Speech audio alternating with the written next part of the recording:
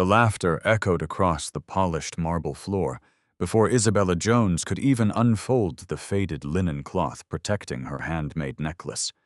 A well-dressed customer smirked. "You actually think that belongs in a jewelry store?" Heat rushed to Isabella's face, but she quietly placed the necklace on the glass counter anyway. Arthur Whitmore, the elderly owner, picked it up without a word. He ignored the stone everyone else mocked and slowly turned it over. The instant he saw the tiny handmade clasp, his hands began to tremble. "Nobody," he whispered, reaching for his jeweler's loupe, "has made this clasp in over 30 years. Where did you learn this?" Before we uncover Isabella's answer, tell me where you're watching from and what your local time is right now. I'd love to know how far this story has traveled. And if heartfelt stories about courage, dignity, and unexpected kindness speak to you, consider subscribing so you won't miss the next journey. Long before strangers laughed at her necklace beneath the crystal chandeliers of Whitmore Jewelers, Isabella Jones had learned that every ordinary morning carried a quiet test of endurance. Her alarm rang at exactly 4:45 a.m. every weekday. It wasn't the cheerful melody most people chose for their phones. It was an old mechanical clock that had once belonged to her grandfather Samuel Jones. The brass casing had lost its shine years ago, and the tiny scratches around its rim hinted at decades of careful hands winding it every evening. The bell had grown softer with age, but Isabella never needed it to ring twice. She slipped quietly out of bed before the second chime, careful not to wake her grandmother. The apartment was barely 600 square feet, tucked above an aging laundromat on Meeting Street in Charleston. The hardwood floor creaked with almost every step, so Isabella had memorized which boards to avoid. She crossed the dim hallway in darkness, knowing exactly where to place each foot. Outside, the city was still asleep. Streetlights reflected on damp sidewalks left behind by the night's coastal mist. Somewhere down the block, a delivery truck unloaded bread for a nearby cafe. Seagulls cried faintly from the harbor, blending with the distant whistle of an early freight train. Inside the tiny kitchen, Isabella filled a dented kettle with water. While it heated, she opened the refrigerator. Half a carton of milk, 3 eggs, some strawberries that needed to be eaten before tomorrow, a loaf of wheat bread. She silently calculated how long everything needed to last. Payday wasn't until Friday. Today was only Tuesday. She cracked 2 eggs into a pan while oatmeal slowly simmered beside it. Before serving herself anything, she carefully measured her grandmother's morning medication into a small blue ceramic dish.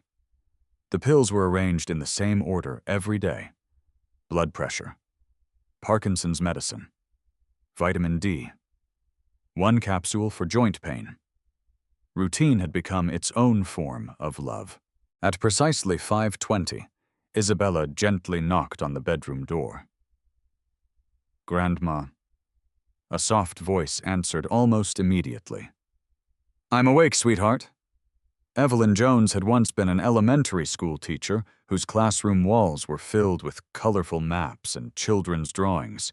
Now, at 76, Parkinson's disease made even buttoning a sweater feel like solving a complicated puzzle. When Isabella entered the room, Evelyn was already trying to sit up. "Easy," Isabella smiled. "I still remember how." "I know you do." She helped her grandmother swing her legs over the side of the bed, but never rushed her. Independence mattered to Evelyn almost as much as breathing. During breakfast, they rarely watched television. Instead, they talked, sometimes about the weather, sometimes about neighborhood gossip, sometimes about books Evelyn used to teach. This morning, Evelyn noticed Isabella rubbing her wrist. "Were you working too late again?" "Not too late." "That's not an answer." Isabella smiled. "Maybe midnight." Evelyn sighed without scolding her. "You can't keep borrowing tomorrow's strength." "I'll sleep more this weekend." "You've been saying that for months." Isabella reached for her grandmother's hand. "It'll get easier." Evelyn looked at her granddaughter with eyes that had witnessed far more hardship than wrinkles revealed. "You always say that. And one day I'll be right." The older woman smiled. I hope so. Before leaving, Isabella placed a handwritten note beside the medication tray. Lunch is in the refrigerator. Tea is already prepared. I'll be home by 5:30. Love you. She wrote nearly the same note every morning, not because Evelyn would forget, because Samuel had once done the same for his wife. At 5:55, Isabella stepped outside, carrying her faded canvas backpack. The morning air smelled faintly of salt from Charleston Harbor. She walked 20 minutes to Magnolia Bakery instead of taking the bus. Saving $2.50 each day mattered. Those dollars slowly became groceries. Medicine, electric bills, sometimes new polishing cloths for jewelry. Magnolia Bakery opened at 6:30. By then, the ovens had already filled the building with the comforting scent of cinnamon rolls and butter croissants. Isabella spent nearly 10 hours on her feet. She kneaded dough, boxed pastries, cleaned tables, washed mixing bowls taller than her torso, smiled at customers who rarely remembered her name. Most only said "Miss" or "Excuse me." She never complained. Every tip went into a separate envelope marked Grandma. Around noon, while taking her 15-minute break, Isabella sat behind the bakery near stacked flour deliveries. She unfolded a small cloth bundle from her backpack. Inside wasn't jewelry. It was a tiny unfinished clasp no larger than her thumbnail. She turned it carefully beneath the sunlight. One edge wasn't symmetrical. She frowned. A normal customer would never notice. Her grandfather would have. She wrapped it again before returning to work. When her shift finally ended at 4:45 p.m., her fingers smelled of vanilla and yeast. She stopped at Parker's pharmacy. The pharmacist greeted her kindly. "Good afternoon, Isabella." "Hi, Mrs. Lewis." Mrs. Lewis hesitated before speaking. The insurance still didn't approve the new prescription. "I figured. I'm sorry." "How much is it now?" The pharmacist lowered her voice. $183. Isabella forced herself to smile. "I'll come back soon." She already knew she couldn't. Not today. Walking home, she counted the cash inside her wallet. $37, some loose coins, a grocery receipt. Nothing more. By the time she climbed the apartment stairs, exhaustion weighed on every muscle. Yet the evening wasn't over. She reheated soup, helped Evelyn prepare dinner, massaged lotion onto her trembling hands, read 2 chapters from an old mystery novel because that helped her grandmother fall asleep. At exactly 9:47 p.m., Evelyn yawned. "You should sleep too." "I will." "You said that yesterday." "I know." Evelyn reached for Isabella's hand. Before closing her bedroom door, she repeated the words Samuel had spoken for decades. "Every piece deserves a worthy ending." The sentence had once been about jewelry. Now it seemed to describe life itself. When the apartment finally fell silent, Isabella opened the narrow hallway closet. Hidden behind old winter coats sat a wooden toolbox darkened by time. Samuel Jones's name was burned into the lid with faded lettering. Inside lay dozens of tiny tools, needle files, miniature pliers, burnishers, handmade clamps. Each rested exactly where Samuel had left it years before. Underneath them was an old leather notebook. Its pages contained almost no sentences. Instead, there were sketches, measurements, angles, tiny diagrams of clasps drawn from every possible direction. Some pages were stained by fingerprints that had permanently darkened the paper. Others carried faint coffee rings from nights Samuel had worked past midnight. Isabella lit the small desk lamp beside the window. Its yellow light illuminated only the workbench, leaving the rest of the apartment in darkness. She slipped on magnifying glasses repaired with transparent tape. Tonight she wasn't making an entire necklace, only another clasp. Always the clasp first. She cut a thin strip of silver wire, bent it slowly, measured the curve, adjusted it, measured again. Once. Twice. 10 times.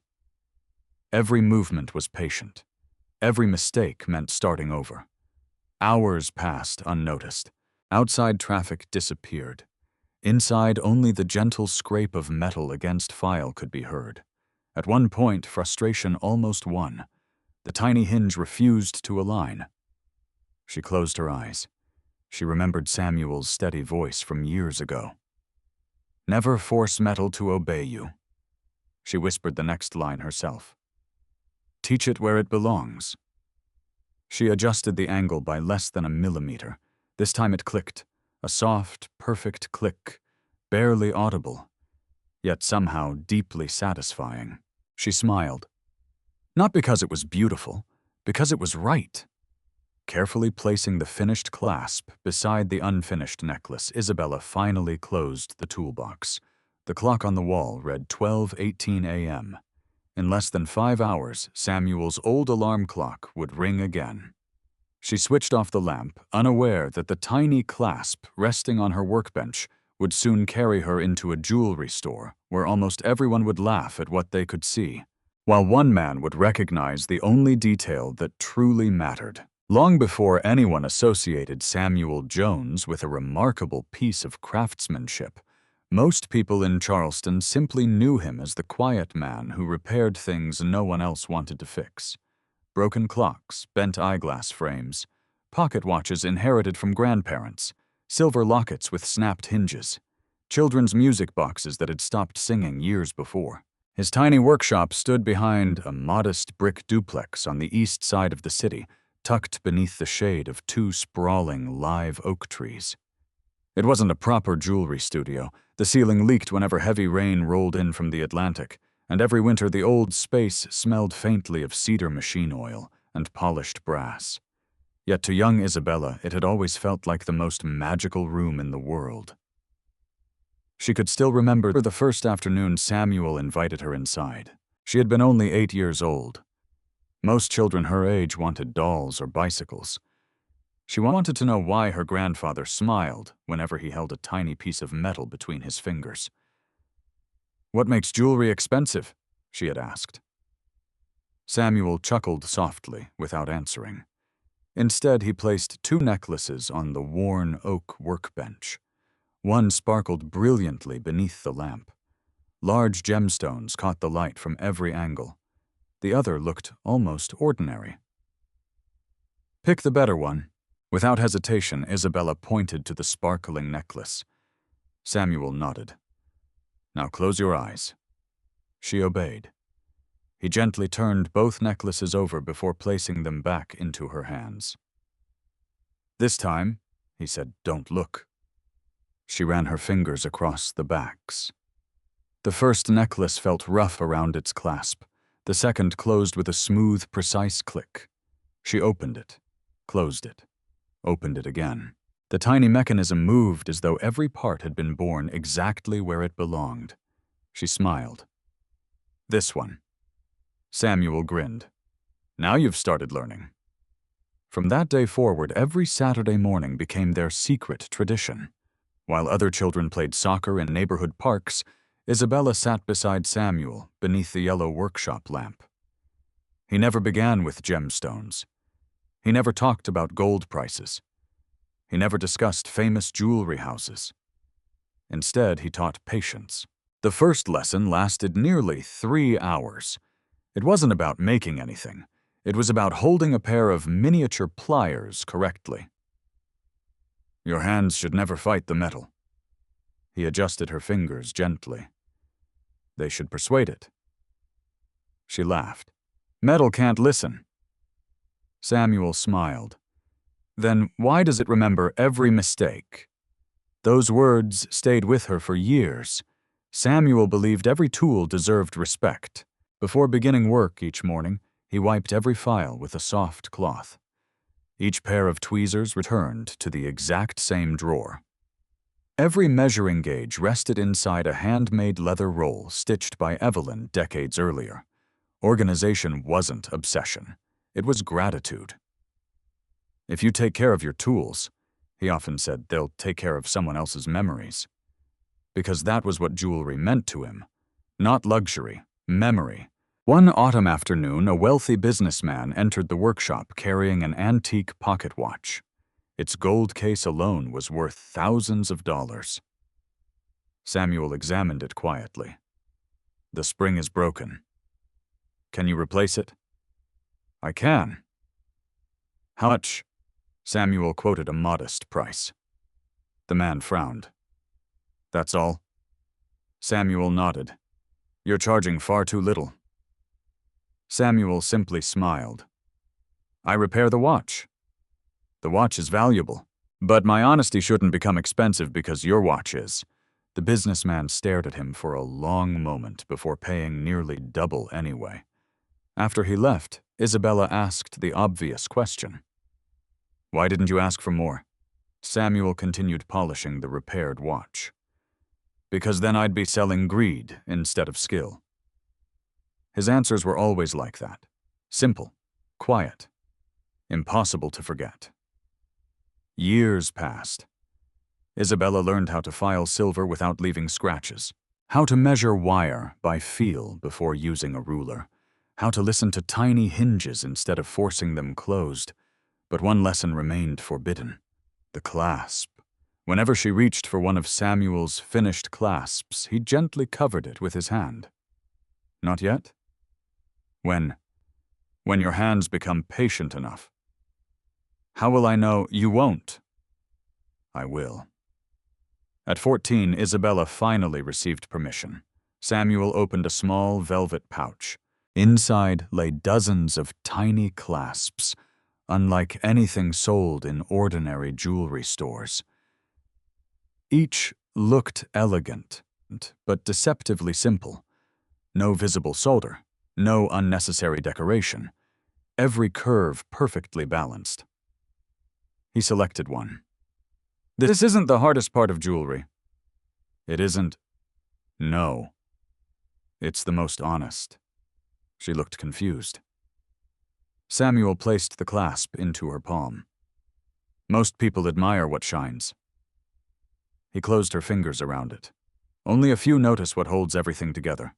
Then came the sentence that would quietly shape the rest of Isabella's life. A clasp is a promise, not just a closure. She repeated it, again and again, until it became as natural as breathing. The training grew harder after that. Samuel rarely praised her. Not because he was cold, because excellence needed precision more than compliments. Some days Isabella made 20 failed clasps before dinner. Others snapped while being tested. Some refused to close. Others refused to open. Whenever frustration overwhelmed her, she expected Samuel to fix them. He never did. Instead, he asked the same question. "What did the metal teach you?" At first, she hated hearing it. Eventually, she began answering. "It twisted because I rushed. The hinge slipped. I filed too much. I forced the curve." Slowly, the failures became fewer. The lessons became deeper. Then everything changed. Samuel's hands began trembling, at first only slightly. He blamed fatigue, then age. Eventually, even threading thin wire became difficult. One rainy evening, Isabella watched him attempt to finish a clasp. The wire slipped from his fingers 3 times. For the first time in her life, frustration crossed his face. He quietly placed the tools down. "I think," he whispered, "it's your turn." She froze. "I'm not ready." Samuel smiled sadly. "No one ever is." Within a year, his health declined rapidly. The workshop light stayed off more often than on. Neighbors still knocked on the door, asking him to repair old keepsakes. Samuel apologized to each one personally. "I'm afraid these hands are retiring." Many left disappointed. Some left crying. One elderly widow hugged him after he repaired her wedding ring without charging $1. "You always cared more about people than jewelry." Samuel laughed softly. Those were never different things. When winter arrived, he spent most afternoons sitting by the workshop window. Instead of working, He sketched, page after page, hundreds of drawings, different clasp mechanisms, measurements, tiny arrows, notes only he could understand, not instructions, reminders. Sometimes Isabella watched him from across the room. "Why don't you write everything down?" He smiled without looking up. "Because no book can teach patience. So why draw two, so you'll remember where to begin?" A month before he passed away, Samuel called Isabella into the workshop one final time. The familiar lamp glowed warmly despite the gray afternoon outside. The old toolbox rested on the bench. He slid it toward her. "It belongs to you now." She shook her head immediately. "No. You'll still need it." "I won't." "You will," she began crying. "I don't want it because that means—" Samuel reached across the bench and gently held her hand. "It means someone else gets to continue." He looked around the workshop, at the tools, the clock, the tiny jars of polished findings, the countless unfinished sketches. Then his eyes settled on the velvet pouch of clasps. "People think jewelry lasts forever." He smiled. "It doesn't?" She looked down. "What does—" The kindness hidden inside the hands that made it. After Samuel's funeral, neighbors came carrying repaired watches, bracelets, and lockets. Many shared stories Isabella had never heard. How Samuel had quietly fixed engagement rings for young couples who couldn't afford repairs. How he had repaired military medals without charging veterans. How he had restored a broken music box so a little girl could hear her late mother's favorite melody one last time. Very few remembered exactly what Samuel had made. Nearly everyone remembered how he had made them feel. Months later, when grief still lingered in every corner of the apartment, Isabella finally gathered the courage to open the old wooden toolbox again. Inside, she found every familiar tool exactly where Samuel had left it. Beneath them rested the leather notebook. She opened the first page. No introduction, no farewell. Only a carefully drawn clasp. At the bottom of the page in Samuel's neat handwriting were 6 simple words. "Begin here. Finish with your heart." Isabella traced the faded ink with trembling fingertips. Then she reached for the smallest pair of pliers. The first clasp she attempted alone took nearly 6 hours. It broke. The second bent beyond repair. The third refused to lock. The fourth looked acceptable until it unexpectedly sprang open. She almost quit that night. Instead, she turned to the next page of Samuel's notebook, then the next, and the next. Without realizing it, failure had become her newest teacher. One tiny clasp at a time, she was learning far more than how to shape silver. She was unknowingly preserving a legacy the world had forgotten, a legacy that would soon be recognized by the one man who had once stood quietly inside this very workshop as an unknown apprentice watching Samuel Jones change his life forever. Thursday arrived with a silence that felt heavier than the humid Charleston air. The old brass alarm clock rang at 4:45 a.m., as it always did. But this morning Isabella Jones did not rise immediately. She lay still for several seconds, staring at the faint water stains spreading across the apartment ceiling. Every number from the previous afternoon circled through her thoughts. $37.42 in her wallet. $183 for Evelyn's new prescription. The rent due in 6 days. An electric bill folded beneath the sugar bowl.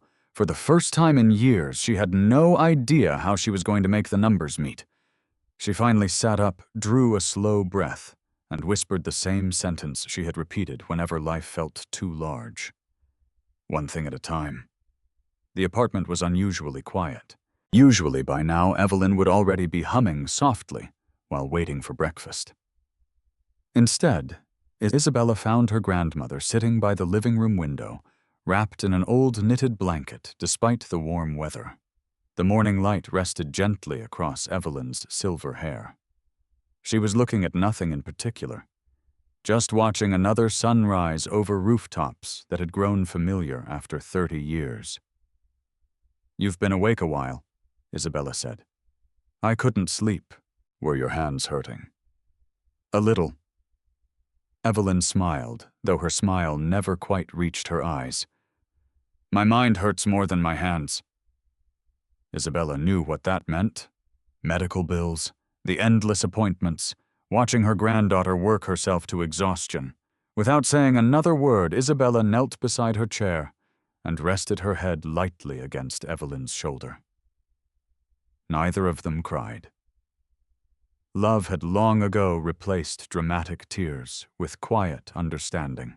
After breakfast, Isabella helped organize the week's medications.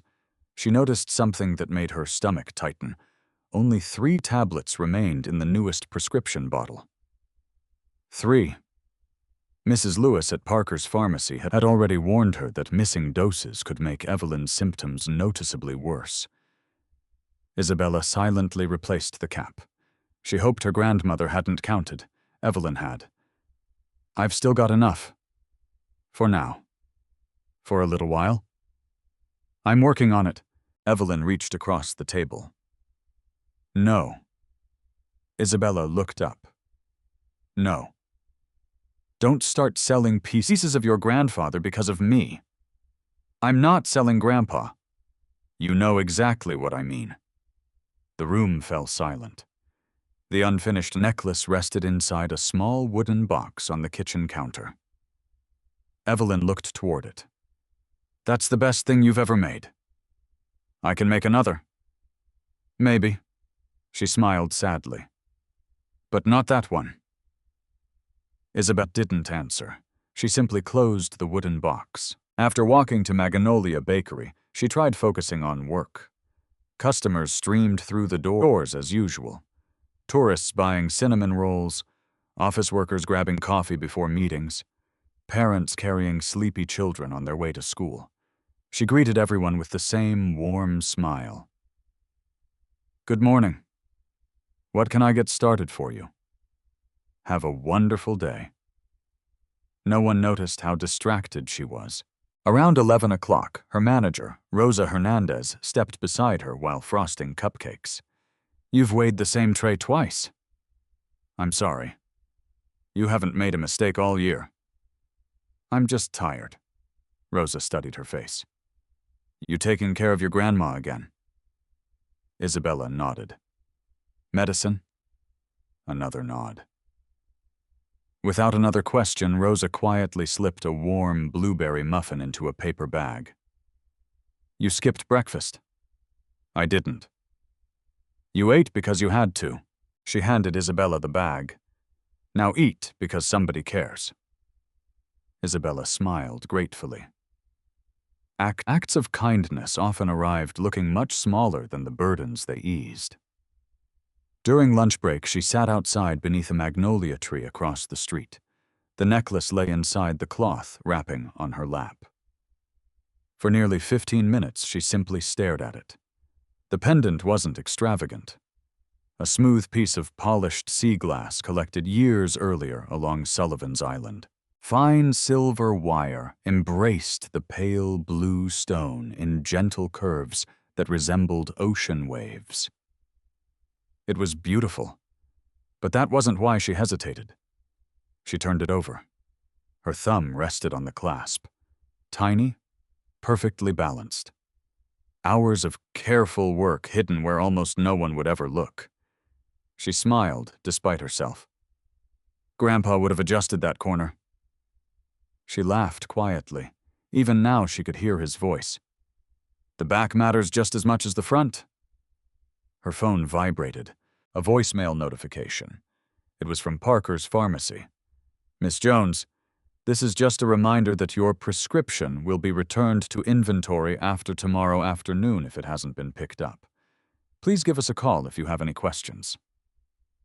Tomorrow, one more day. She slipped the necklace back into its cloth and returned to work. That evening, rain drifted across Charleston in slow, steady sheets. She reached home soaked despite carrying a small umbrella. Evelyn had fallen asleep in the armchair while reading. The novel rested open across her lap. A pair of reading glasses had slipped halfway down her nose. Isabella gently closed the book before covering her grandmother with the blanket. Then she noticed an envelope tucked beneath the novel. Her name was written across the front. Isabella. She opened it carefully. Inside was $68, nearly all of Evelyn's monthly pension. Immediately, Isabella shook her head. No.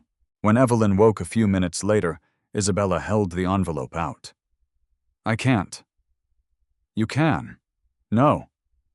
It's for medicine. It's your money. And you're my granddaughter. I'm not taking it. You've been paying every bill for months. I said no. Evelyn's expression softened. You inherited Samuel's stubbornness. I hope so. So do I. Without another word, Isabella quietly placed the envelope back into Evelyn's purse. That decision settled something inside her. She would sell the necklace, not because she wanted to, because protecting the people she loved mattered more than holding on to the piece she treasured most. Later that night, she carried the wooden box into Samuel's old workspace. The familiar desk lamp illuminated the necklace one final time. She polished every curve, checked every solder point, adjusted one tiny loop by less than 0.5 millimeter. Then she inspected the clasp. Open, close, open, close. Each movement produced the same delicate click. Perfect. She wrapped the necklace inside the faded linen cloth Samuel had once used for finished commissions. The fabric itself had become thin with age. One corner carried a tiny embroidered letter S, stitched by Evelyn decades earlier. She tied the bundle carefully, almost ceremonially, as if saying goodbye. The next morning arrived gray and humid. Friday. She dressed more carefully than usual. Her cleanest white blouse, dark navy skirt, simple black shoes polished the night before. Nothing expensive, only neat. She braided her hair, then paused before the mirror. For a brief moment, insecurity crept into her thoughts. What if they laughed? What if they refused to look? What if nobody even believed she had made it herself? She almost untied the cloth bundle, almost placed the necklace back into the toolbox. Instead, she remembered Samuel's voice. Never decide someone's answer before they've had the chance to speak. She smiled faintly. All right, Grandpa. Before leaving, she kissed Evelyn on the forehead. I'll be back before dinner. Where are you going? Downtown. Evelyn looked toward the wrapped bundle in Isabella's hands. Understanding quietly filled the room. She stood as steadily as Parkinson's allowed and walked to the hallway closet. From a small shelf, she removed Samuel's old leather measuring tape. The edges had become smooth after decades of use. She placed it into Isabella's hand. He carried this to every customer. I don't need it. No. Evelyn gently folded Isabella's fingers around it. But maybe today you'll need a little courage from the man who did. Isabella hugged her grandmother tightly. Neither of them said another word. Outside bus route 211 pulled to the curb with a hiss of compressed air. As Charleston slowly awakened around her, Isabella climbed aboard, carrying nothing more than a faded canvas backpack, an old leather measuring tape, and a carefully wrapped necklace that represented years of patience, sacrifice, and love. Halfway through the journey, the bus stopped near Marion Square. A well-dressed man and a young girl climbed aboard. The little girl couldn't have been older than 10. She wore bright yellow rain boots despite the clearing weather, and held a sketchbook almost as large as her backpack. Looking for an empty seat, she noticed the corner of Isabella's linen bundle, where the polished sea glass pendant had become slightly visible. Her eyes widened. That's pretty, she said with complete sincerity. The simple compliment caught Isabella by surprise. It's handmade. I know. The little girl smiled. That's why it's prettier. Her father barely looked up from his phone. But Isabella carried those few innocent words with her as the bus continued toward King Street. She had no way of knowing that within the next hour, another stranger would also look beyond appearances and see something hidden where almost everyone else forgot to look. The bus doors folded open with a soft hiss at the corner of King Street and Calhoun Street. Isabella Jones stepped onto the sidewalk, tightening her grip on the faded linen bundle tucked beneath her arm. Charleston was fully awake now. Horse-drawn carriages rolled past tourists holding iced coffee. Street musicians tuned guitars beneath rows of ancient oak trees draped with Spanish moss. Historic brick buildings glowed beneath the late morning sun, their wrought iron balconies overflowing with flowers. Normally, Isabella loved walking through downtown. Today, she barely noticed any of it. Every step toward Whitmore Jewelers felt heavier than the last. The storefront appeared long before she reached it. Large arched windows reflected the blue sky like polished mirrors. Elegant gold lettering stretched across the dark green awning.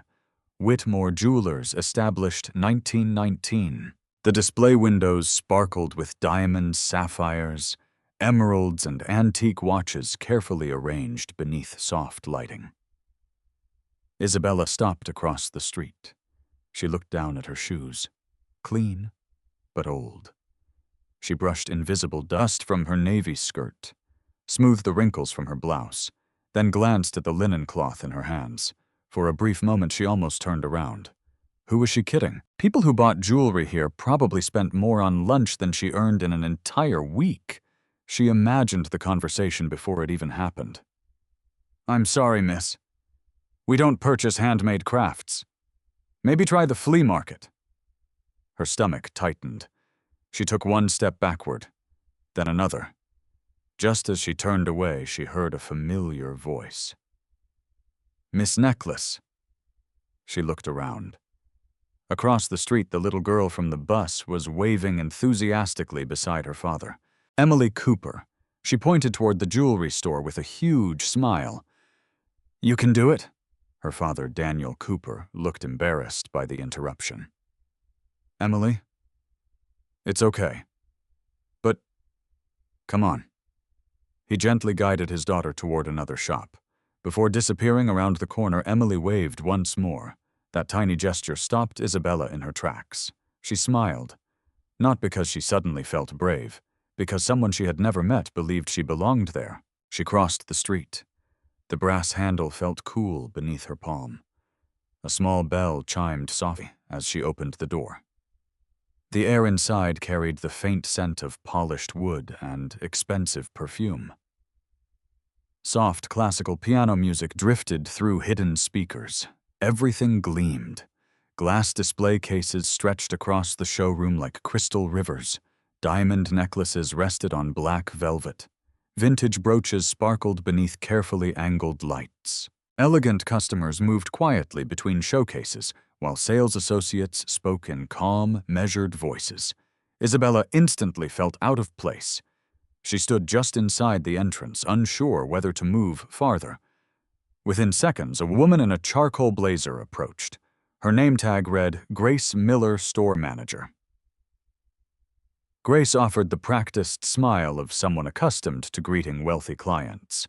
The smile lasted only a heartbeat. Her eyes quickly traveled from Isabella's worn backpack to her inexpensive shoes. Professional courtesy remained. Warmth quietly disappeared. "Good morning." "Good morning. May I help you?" Isabella nodded. "I was hoping someone could look at a necklace." Grace assumed she meant a repair. "Do you have an appointment?" "No." "Was it purchased here?" "No." Grace's smile grew thinner. "I'm sorry, but we usually only service jewelry originally purchased from Whitmore. I actually made it." That answer surprised Grace. "You made it?" "Yes." "I was wondering if—" Isabella hesitated. "If someone might tell me whether it's worth anything." Grace immediately misunderstood. She had encountered similar situations before. Tourists bringing costume jewelry, people hoping fake heirlooms were valuable, occasionally someone trying to sell stolen pieces. She maintained her polite tone. "I'm afraid we don't provide free appraisals." "I can pay." Grace looked genuinely puzzled. "For an appraisal? I only need to know if I could sell it." A long pause followed. Several nearby customers had begun listening. Among them stood Daniel Cooper, the businessman from the bus. He had entered moments earlier, while searching for an anniversary gift. Recognizing Isabella, he quietly nudged his daughter. "Look." Emily smiled immediately. "It's the necklace lady." Daniel glanced toward the linen bundle with mild curiosity, before returning his attention to a diamond bracelet. Grace folded her hands. "Miss Jones?" "Miss Jones, perhaps there are local craft markets more suited to handmade jewelry." "I understand. But I only need someone experienced to tell me whether this has any value." Grace remained patient. "We specialize in fine jewelry." "So did my grandfather." The sentence escaped before Isabella realized she had spoken it aloud. Grace tilted her head. "Was your grandfather a jeweler?" "He never owned a store." "I see." Isabella carefully unfolded the faded linen cloth. The necklace appeared. Even beneath the showroom lights, it looked modest compared to everything surrounding it. No diamonds, no precious gemstones, only polished sea glass wrapped elegantly in silver. Daniel Cooper glanced over. His eyebrows lifted. He couldn't help himself. "That's what you came to sell?" Several nearby shoppers turned. One woman smiled politely. Another exchanged amused glances with her husband. Daniel laughed quietly. "My daughter makes bracelets that look about the same." Emily frowned immediately. "Dad." "What?" "It's pretty. It's arts and crafts. It doesn't have to be expensive." Daniel chuckled. "I suppose not." His words weren't shouted. They didn't need to be. The surrounding silence amplified every syllable. Another customer whispered just loudly enough to hear. "Poor thing." Someone else murmured, "She must really need money." Isabella felt heat rising into her cheeks. She wanted to gather the necklace and leave. Instead, she straightened her shoulders. "My grandmother always says that dignity costs nothing." Grace noticed the quiet determination in her voice. For the first time, she looked at Isabella instead of her clothes. "What exactly are you hoping for?" "I'm hoping," Isabella answered honestly, "that this necklace is worth enough to buy my grandmother's medication. No dramatic speech, no begging, only truth." Grace looked down at the necklace once more. Still, she couldn't justify taking up the owner's time over what appeared to be a simple handmade piece. "I'm truly sorry. I'm sure there are buyers elsewhere. But Mr. Whitmore is extremely busy today." "I understand." Isabella slowly reached for the necklace. Just then, a deep voice echoed from the staircase leading to the second floor. "Grace?"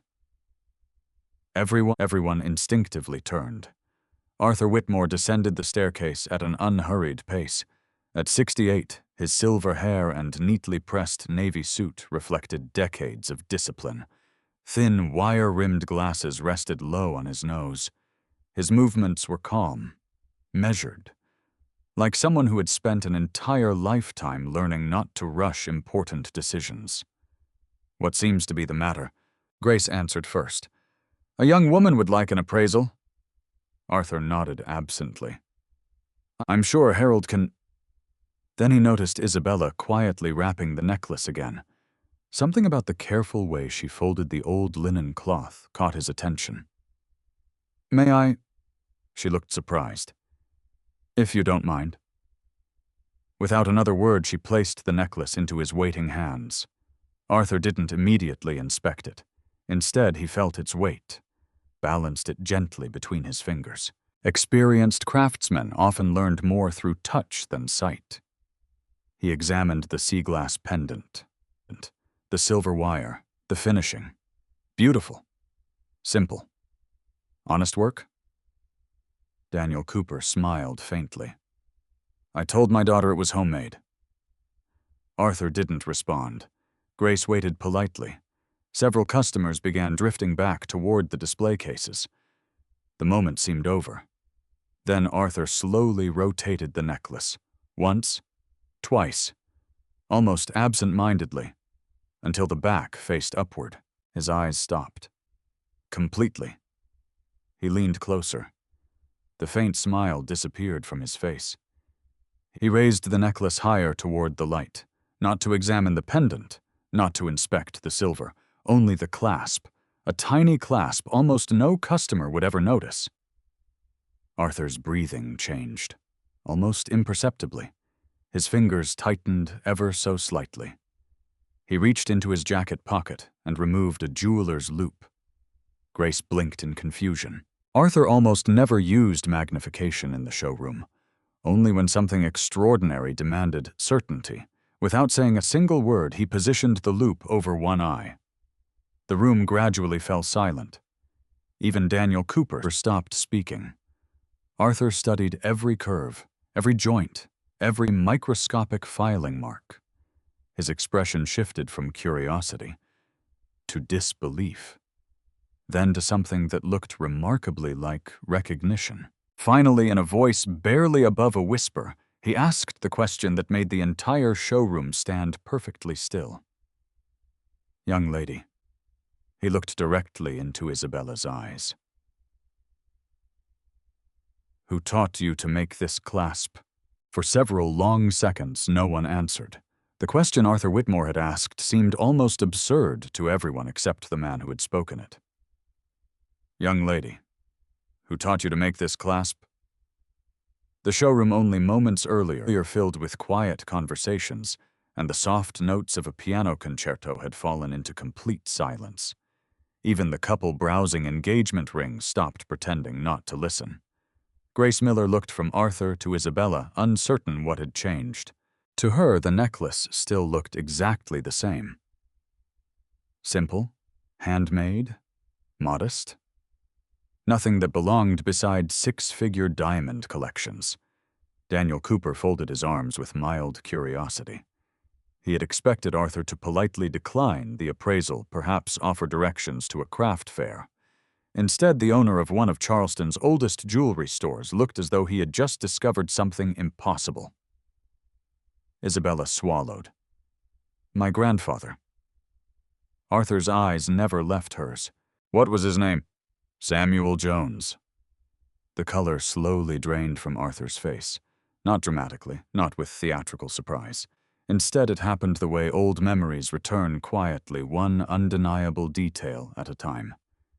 His fingers tightened around the necklace. Samuel. He repeated the name almost to himself. Samuel Jones? Grace frowned. Mr. Whitmore.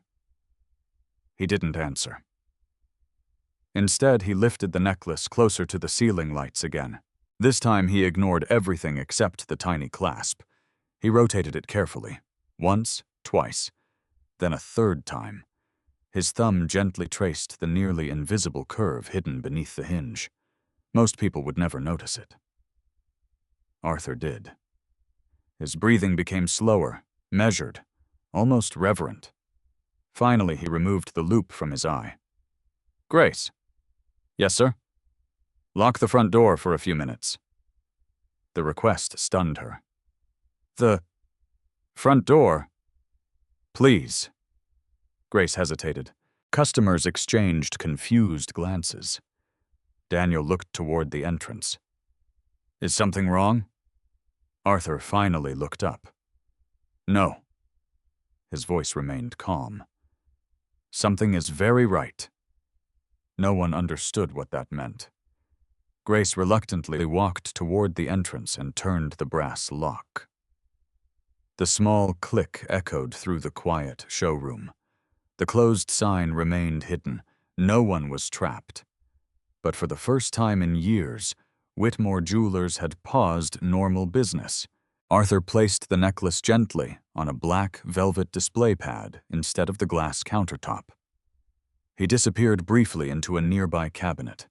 When he returned, he carried a larger magnifying visor, a digital caliper, a fiber optic inspection light, and a pair of white cotton gloves. Grace had worked beside him for almost 15 years. She had only seen him use this equipment when authenticating museum pieces, not ordinary jewelry. Certainly not something wrapped in faded linen.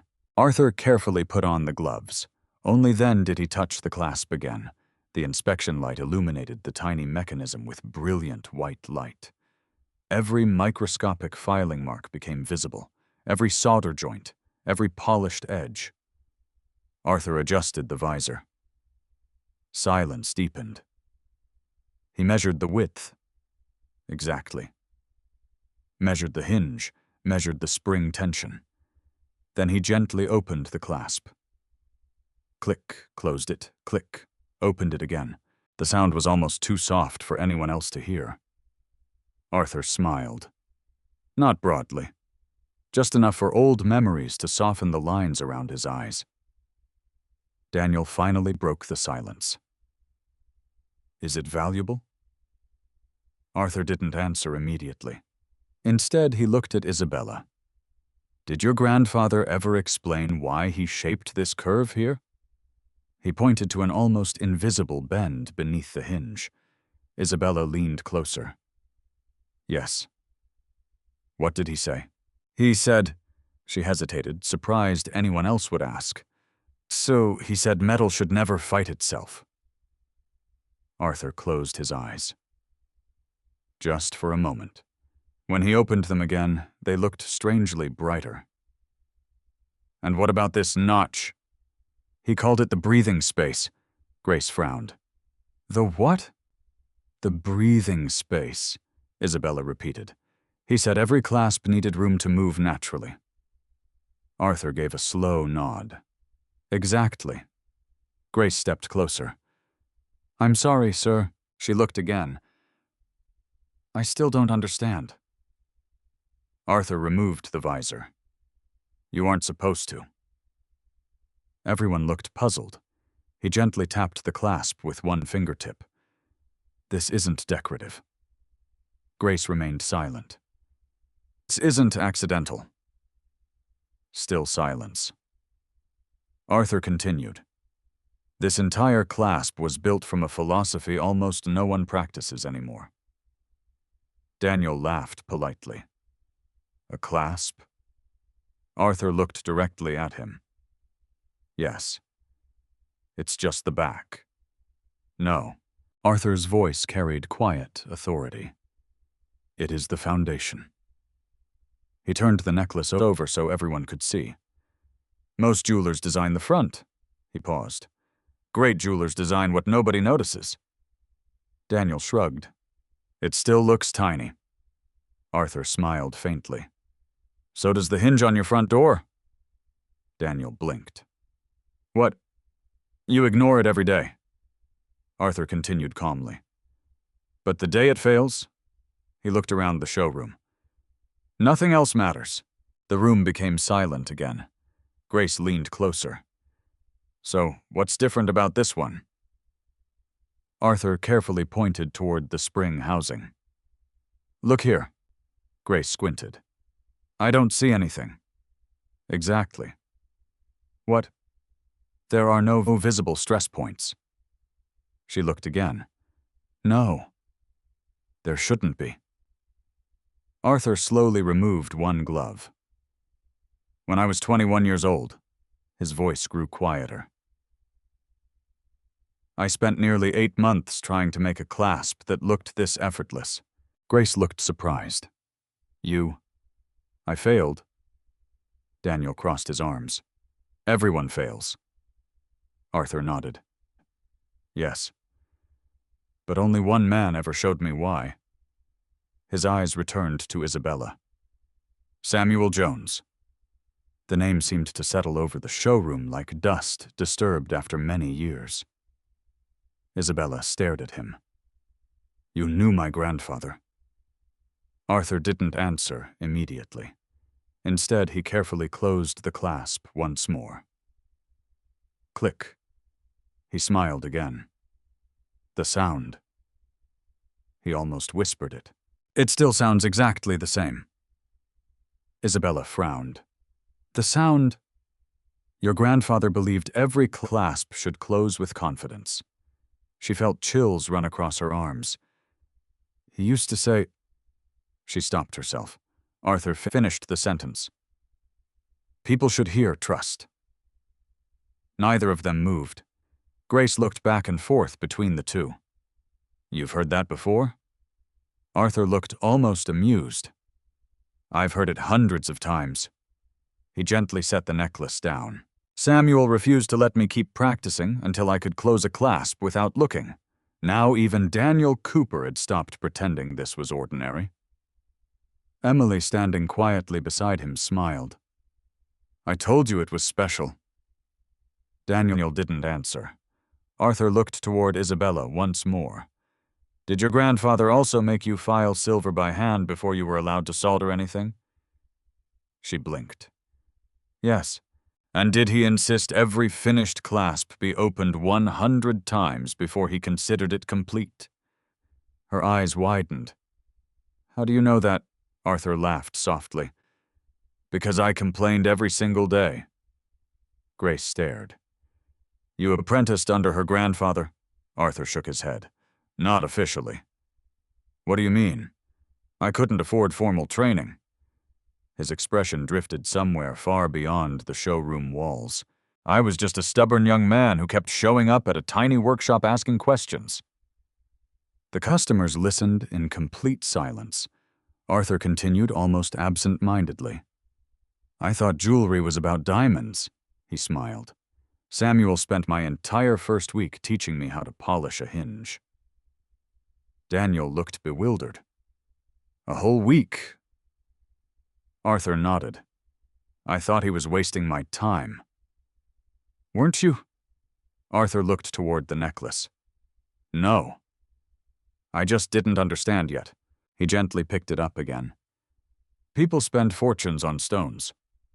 His thumb rested against the clasp. But every masterpiece depends on the smallest part doing its job faithfully. He looked directly into Isabella's eyes.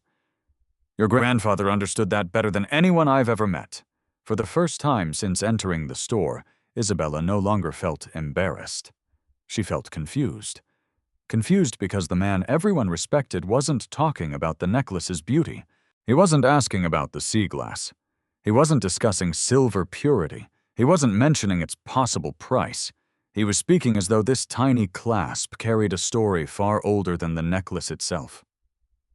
Arthur slowly removed both gloves. His hands trembled ever so slightly. Then he asked the question that none of the others expected. Miss Jones, she nodded. Do you happen to have your grandfather's notebooks? Isabella stared at Arthur Whitmore, searching his face for any sign that he might be joking. Instead, she found only sincerity. You knew my grandfather? She asked quietly. Arthur nodded once. I knew the finest craftsman I have ever met.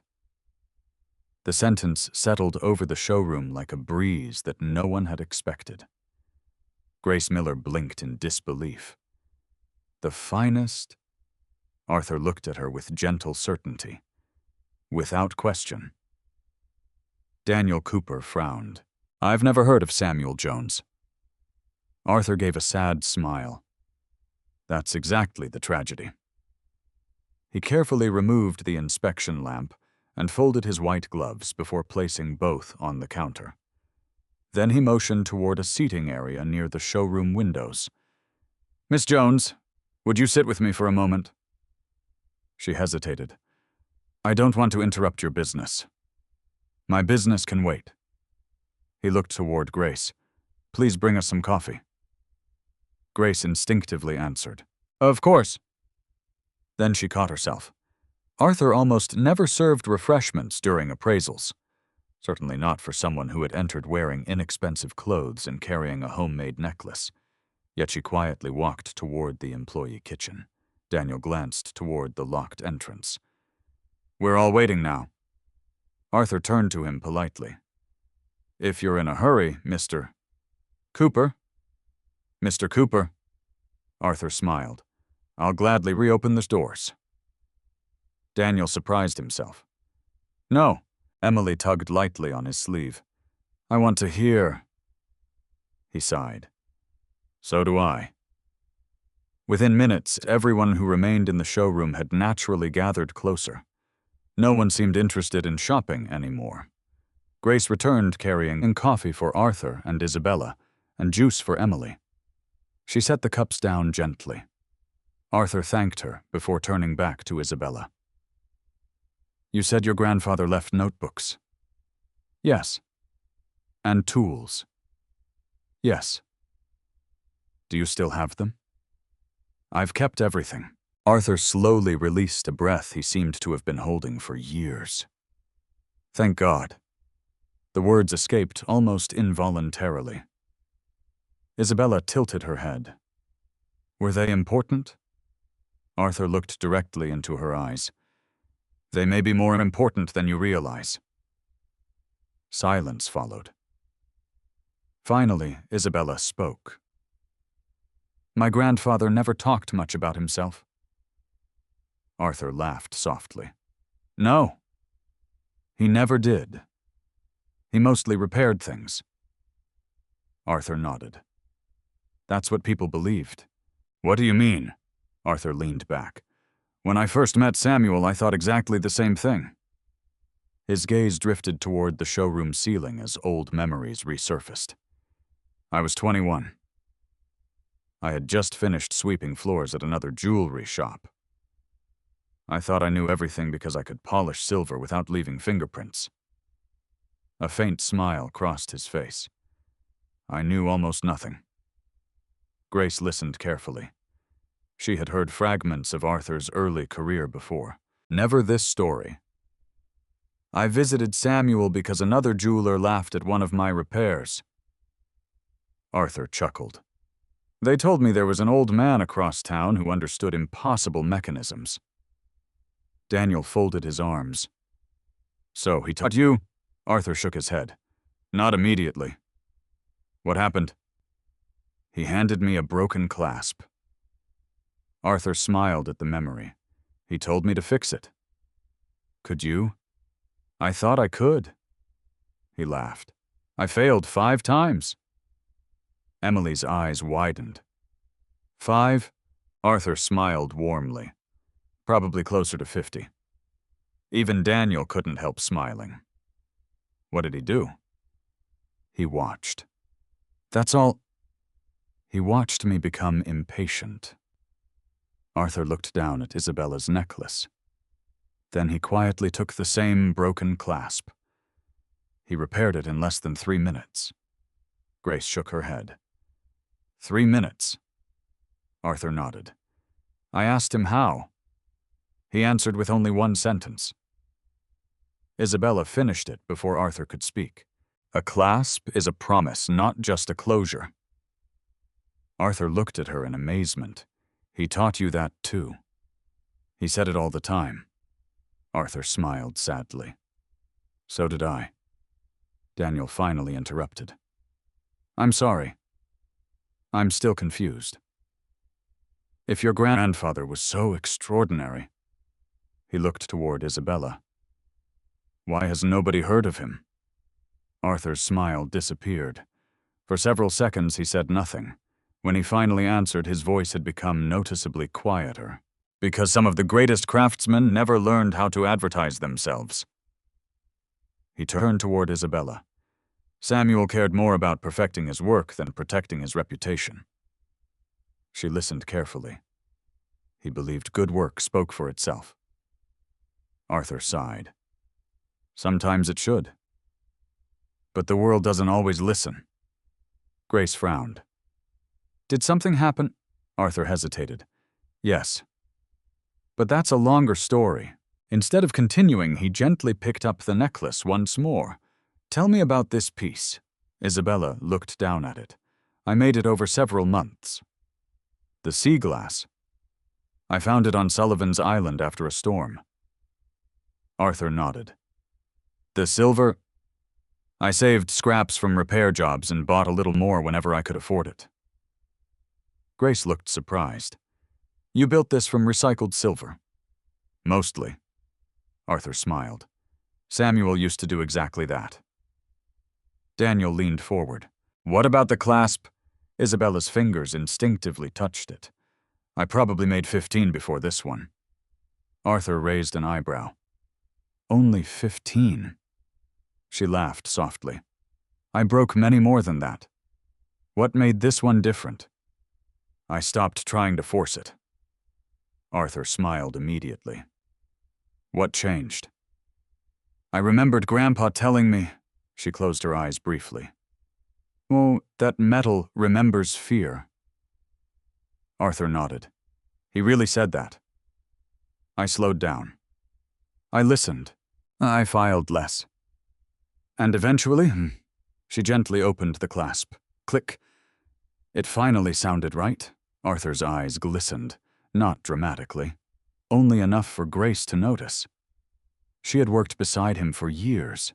She had never seen him become emotional over a piece of jewelry, especially not over a clasp. Grace quietly asked, Sir. Arthur looked toward her. Have you ever seen another one like it? He answered without hesitation. No. Daniel frowned. None.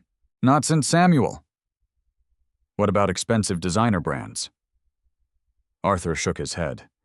They build beautiful jewelry. He carefully rotated the clasp beneath the light. But this, he paused. This was never about luxury. He pointed toward the hidden mechanism. Look at the filing marks. No one except Arthur could truly distinguish them. They're hand-cut, he pointed again. The spring housing wasn't cast. It was shaped. Grace leaned closer. So, Arthur smiled. Machines don't leave tiny acts of patience. Emily whispered, I like that. Daniel remained thoughtful. Arthur continued. Every craftsman develops habits, almost like handwriting. Some polish clockwise. Others file from left to right. Some always leave microscopic pressure marks. He looked at Isabella. Samuel's work always carried one signature. What? He removed every trace of himself. Everyone looked confused. Arthur smiled. He believed the jewelry should receive the compliment. Never the jeweler. Isabella lowered her eyes. That sounds like him? Arthur nodded slowly. It sounds exactly like him. For several moments, neither of them spoke. Finally, Arthur asked the question he had wanted to ask from the beginning. Miss Jones, she looked up. Why did you bring this necklace here today? She answered honestly. My grandmother needs medicine. Arthur waited.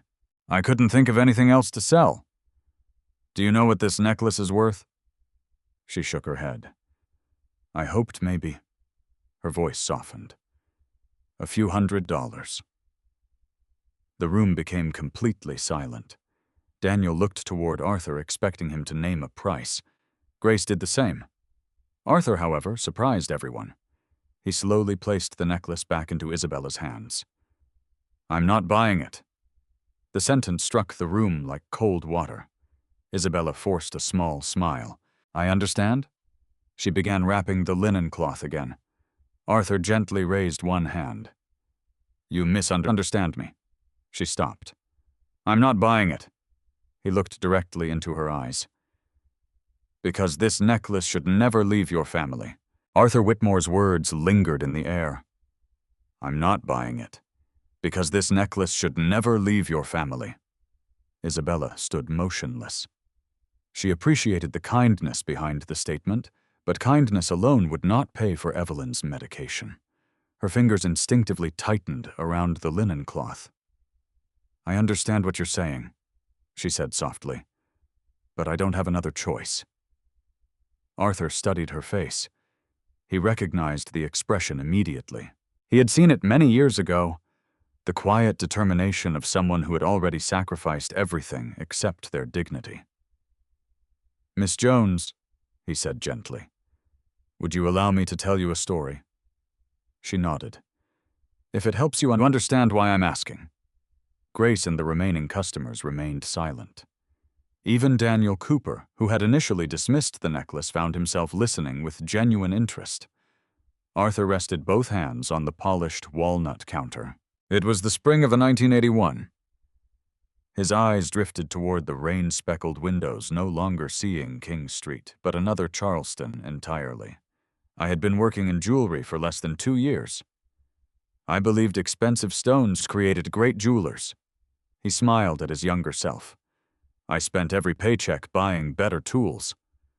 I memorized gemstone catalogs. I learned market prices. I could identify diamonds almost instantly. He paused, and I still wasn't becoming the craftsman I wanted to be. One afternoon, frustrated after ruining another complicated repair. Arthur wandered through the older neighborhoods of Charleston. A retired watchmaker had mentioned an unusual man. "Find Samuel Jones," he had said. "If he can't teach you patience, nobody can." Arthur laughed quietly. I almost didn't go. "Why?" Emily asked. "Because I was arrogant." The little girl tilted her head. "What does that mean?" Daniel answered before Arthur could. "It means he thought he already knew enough." Arthur smiled. "Your father is right.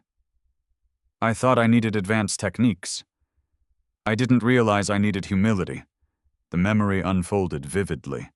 Samuel's workshop had looked nothing like the elegant showroom surrounding them now. Its paint was faded. The roof needed repairs. The sign hanging outside had been carved by hand decades earlier. No advertising, no display window, only simple words burned into wood. Repairs, custom pieces, honest work. Arthur remembered knocking.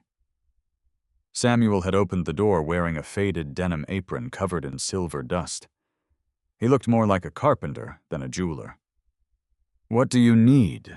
Samuel had asked. "I want to learn." Samuel smiled politely.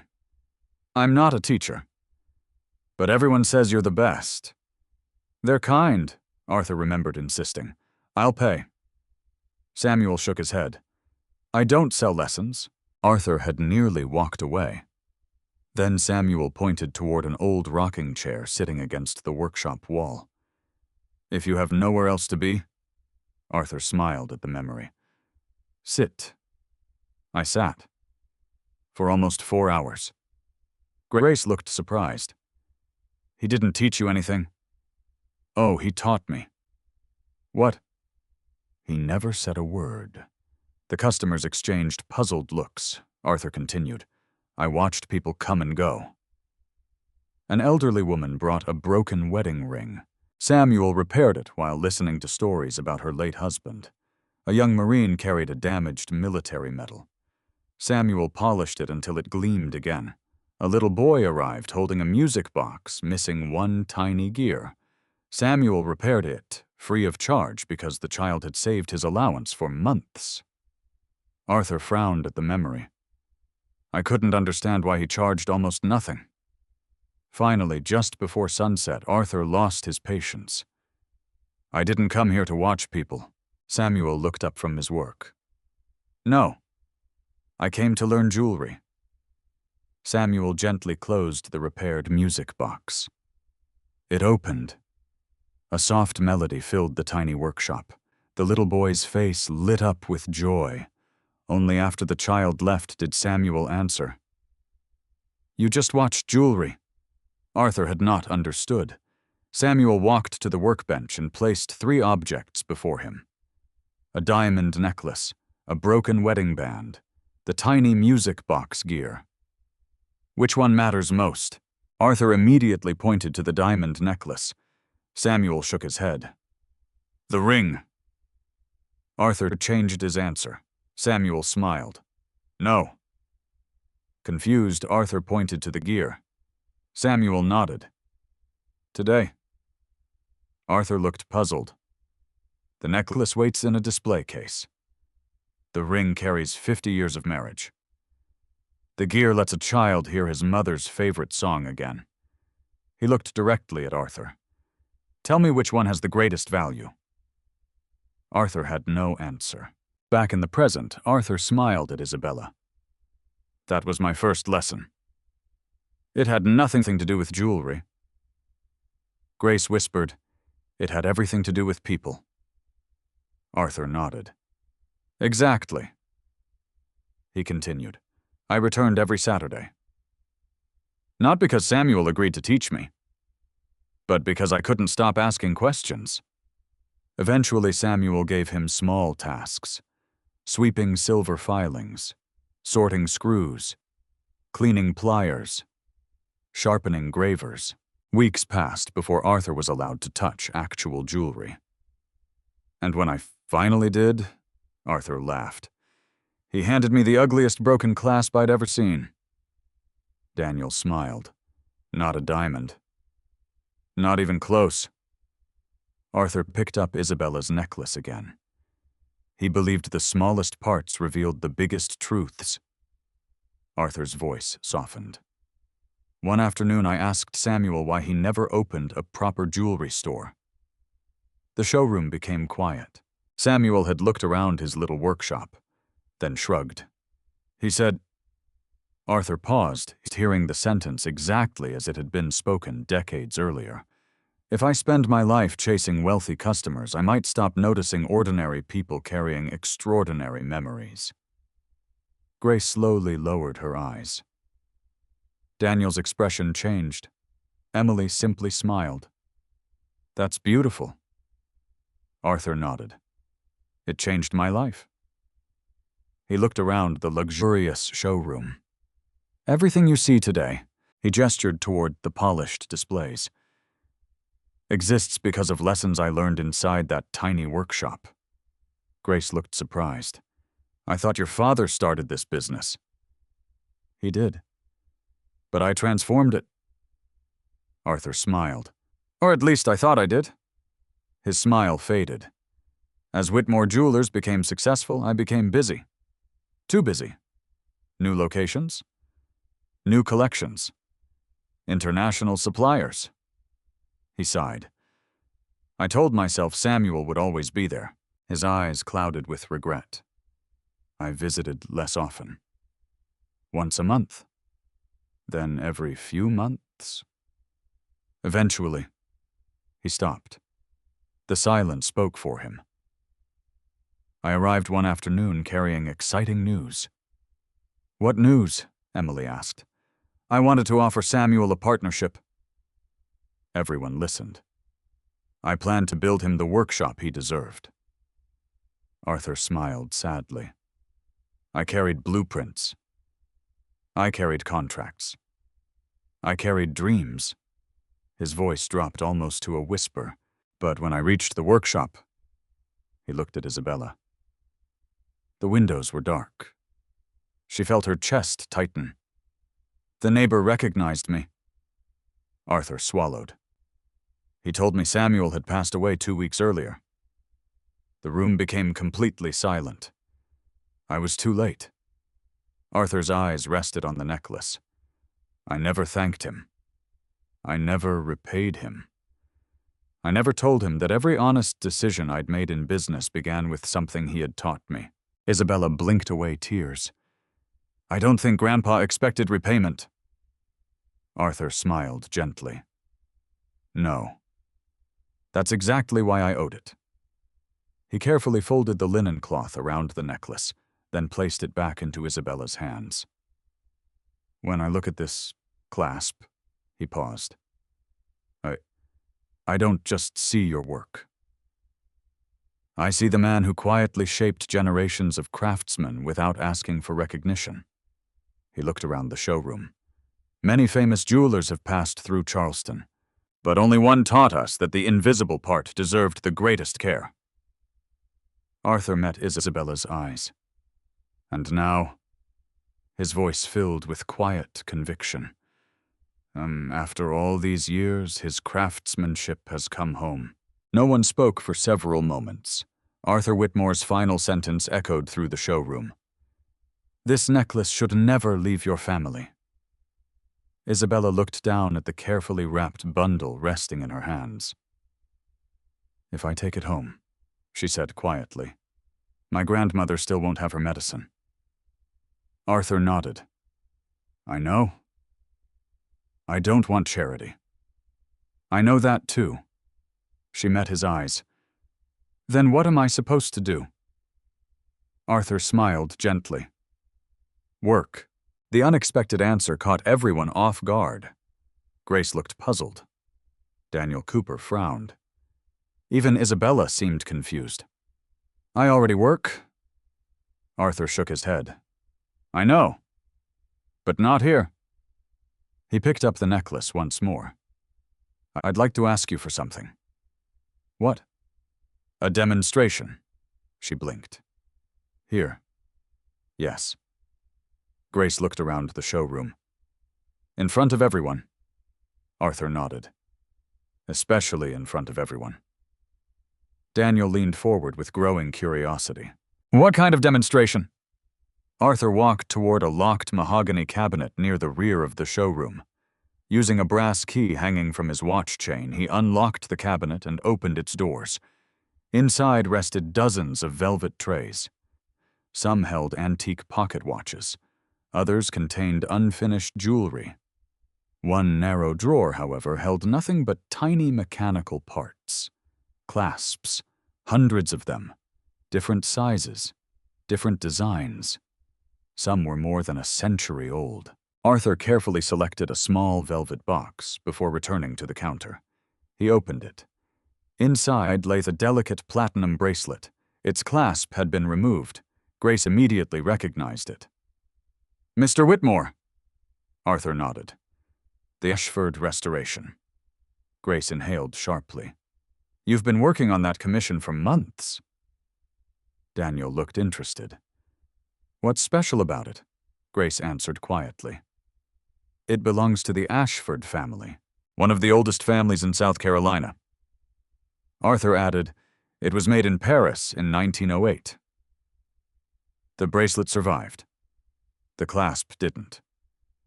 He gently placed the bracelet beside Isabella's necklace. "I've restored almost every part. But I've never been satisfied with the replacement clasp." Grace looked surprised. "You made 7 versions." Arthur smiled. 8. "I disliked all of them." Daniel looked from Arthur to Isabella. "You want her to repair it?" Arthur shook his head. "No. I want her to build one." The showroom became silent again. Grace stared. "From scratch?" Arthur nodded. "Using only hand tools?" Daniel laughed uncertainly. "She's never worked on something that valuable." Arthur looked at him calmly. "Neither had I once." Isabella slowly shook her head. "I can't." Arthur didn't argue. Instead, he asked, "Why not?" "I've never handled platinum." "You've handled silver." "Yes." "You understand balance." "I think so." "You understand tension." "I've practiced." "You understand patience." She hesitated. "I'm still learning." Arthur smiled. "So am I." She looked toward the antique bracelet. "What if I ruin it?" "You won't touch the bracelet." He reached beneath the counter and placed a small tray of raw platinum wire miniature springs and unfinished components before her. "You'll build separately." "If it fails." He shrugged gently. "We melt it and begin again." Grace watched Arthur carefully. He had never trusted an unknown craftsperson with a restoration. Never. Isabella looked at the tiny pieces. Her heartbeat quickened. She had never even seen platinum in raw form before. "It isn't silver," Arthur said. "No." "It moves differently." She nodded nervously. "It remembers differently." Arthur smiled. "I wanted to see if you'd say that." She looked surprised. My grandfather used to— I know. He believed every metal had its own personality. Arthur stepped aside. The workshop is through there. He pointed toward a doorway behind the showroom. Use whatever hand tools you need. No power equipment. No laser welders. No microscopes. Only traditional tools. Exactly the way Samuel had taught. Grace looked astonished. You're giving her access to the workshop? Arthur answered simply. Yes. Without another word, Isabella followed him. The workshop behind Whitmore Jewelers looked nothing like the luxurious showroom. It felt familiar. Workbenches covered in tiny tools, files arranged by size, burnishers polished smooth by decades of use, small hammers, pin vices, tweezers, magnifying lamps. Everything organized with quiet precision. The smell of metal oil and polishing compound instantly reminded Isabella of Samuel's little workshop. She closed her eyes. For one brief moment she could almost hear her grandfather humming softly while sharpening a graver. Arthur noticed. What are you thinking? It smells like home. Arthur smiled. It used to smell even more like your grandfather. She looked around. You designed this workshop? No. He laughed softly. Samuel did. She turned quickly. What? When Whitmore Jewelers expanded 30 years ago. Arthur looked around the room. I copied his layout almost exactly. She noticed it then. The bench heights, the window placement, the position of the polishing wheels. Even the old wooden stool resembled the one Samuel had used. Arthur quietly stepped toward a corner drawer. Inside lay a worn wooden block with dozens of tiny grooves carved into its surface. Isabella gasped. My grandfather had one exactly like that. Arthur nodded. He made this one. She stared. He left it here. He said my hands were too impatient. Arthur laughed. He wouldn't let me use expensive clamps until I learned to stabilize my own work. Grace, standing quietly at the doorway, listened with growing amazement. She had worked in this building for years. She had never known half the tools had belonged to another man. Arthur finally turned toward Isabella. Would you like to begin? She inhaled slowly, then carefully rolled up her sleeves. She picked up the platinum wire. Its weight surprised her. Different, denser, cooler. She selected a pair of narrow pliers, then paused. No. She set them down. Instead, she reached for a much older pair. The handles had been worn smooth by countless years of use. Arthur noticed immediately. Why those? They fit. He smiled knowingly. So they do. Without another word, Isabella began. She measured, marked, filed, bent. Nothing dramatic happened. No inspirational music, no miraculous burst of genius, only quiet concentration. 20 minutes passed. No one interrupted. Grace occasionally glanced at the showroom, where customers waited with remarkable patience. Daniel Cooper stood beside Emily, watching through the workshop window. Neither spoke. Arthur remained seated several feet away. He never offered instructions, never corrected her grip, never pointed out mistakes. He simply watched, just as Samuel once had. At one point, Isabella stopped filing. Arthur asked gently, What's wrong? The spring housing. He nodded. What about it? It feels forced. Arthur smiled, but said nothing. She studied the piece again, then slowly disassembled nearly half an hour of work. Daniel whispered, She just ruined it. Arthur quietly answered no. She just saved it. Another 15 minutes passed. A tiny component slipped from Isabella's tweezers and disappeared beneath the workbench. She immediately knelt on the floor. Grace started forward. I'll help. Arthur lightly raised one hand. Wait. Isabella searched quietly, not rushing, not panicking. Eventually, she found the spring beneath the edge of the bench. She smiled to herself. Samuel had always said, "The floor teaches patience too." She returned to the workbench. Another 30 minutes passed. Finally, she gently assembled the last tiny hinge. She held the unfinished clasp between her fingertips. Then, almost unconsciously, she closed her eyes before opening and closing it. Click, the sound was soft, different from silver, yet somehow equally certain. Arthur slowly stood. Without saying a word, he walked to her side. He held out his hand. "May I?" Isabella carefully placed the unfinished clasp into his palm. Arthur examined it silently. Then he looked toward Grace. "Bring the Ashford bracelet."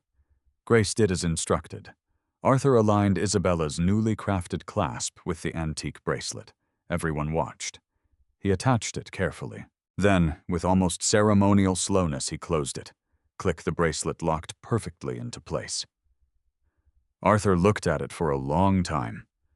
When he finally spoke, his voice carried unmistakable emotion. "Samuel," he whispered under his breath, "you finally came back." No one in the workshop moved. Arthur Whitmore continued looking at the restored bracelet, his thumb resting lightly against the newly crafted clasp. The tiny mechanism opened and closed with smooth confidence. Click, click. Each sound seemed to erase another year of regret from his face. Finally, he turned toward Isabella. "How much does Magnolia Bakery pay you?" The question caught her off guard. She blinked. $12 an hour. Arthur nodded thoughtfully. "Full-time. Almost. Benefits?" She smiled faintly. "No." "Sick leave?" "No." He looked down for a moment before asking one final question. "Does your employer know what you can do?" She glanced at the platinum clasp. "No. I've never shown anyone." Arthur smiled. "Until today." Grace quietly stepped beside him. "Sir." She already knew what he was thinking. She simply couldn't believe he was about to say it. Arthur carefully laid the Ashford bracelet back onto its velvet cushion. Then he faced Isabella completely. "Miss Jones?" "Yes. I'd like to offer you a position." The room fell silent once again. Daniel Cooper slowly lowered his folded arms. Emily smiled immediately. Grace held her breath. Isabella looked genuinely confused. "A position here?"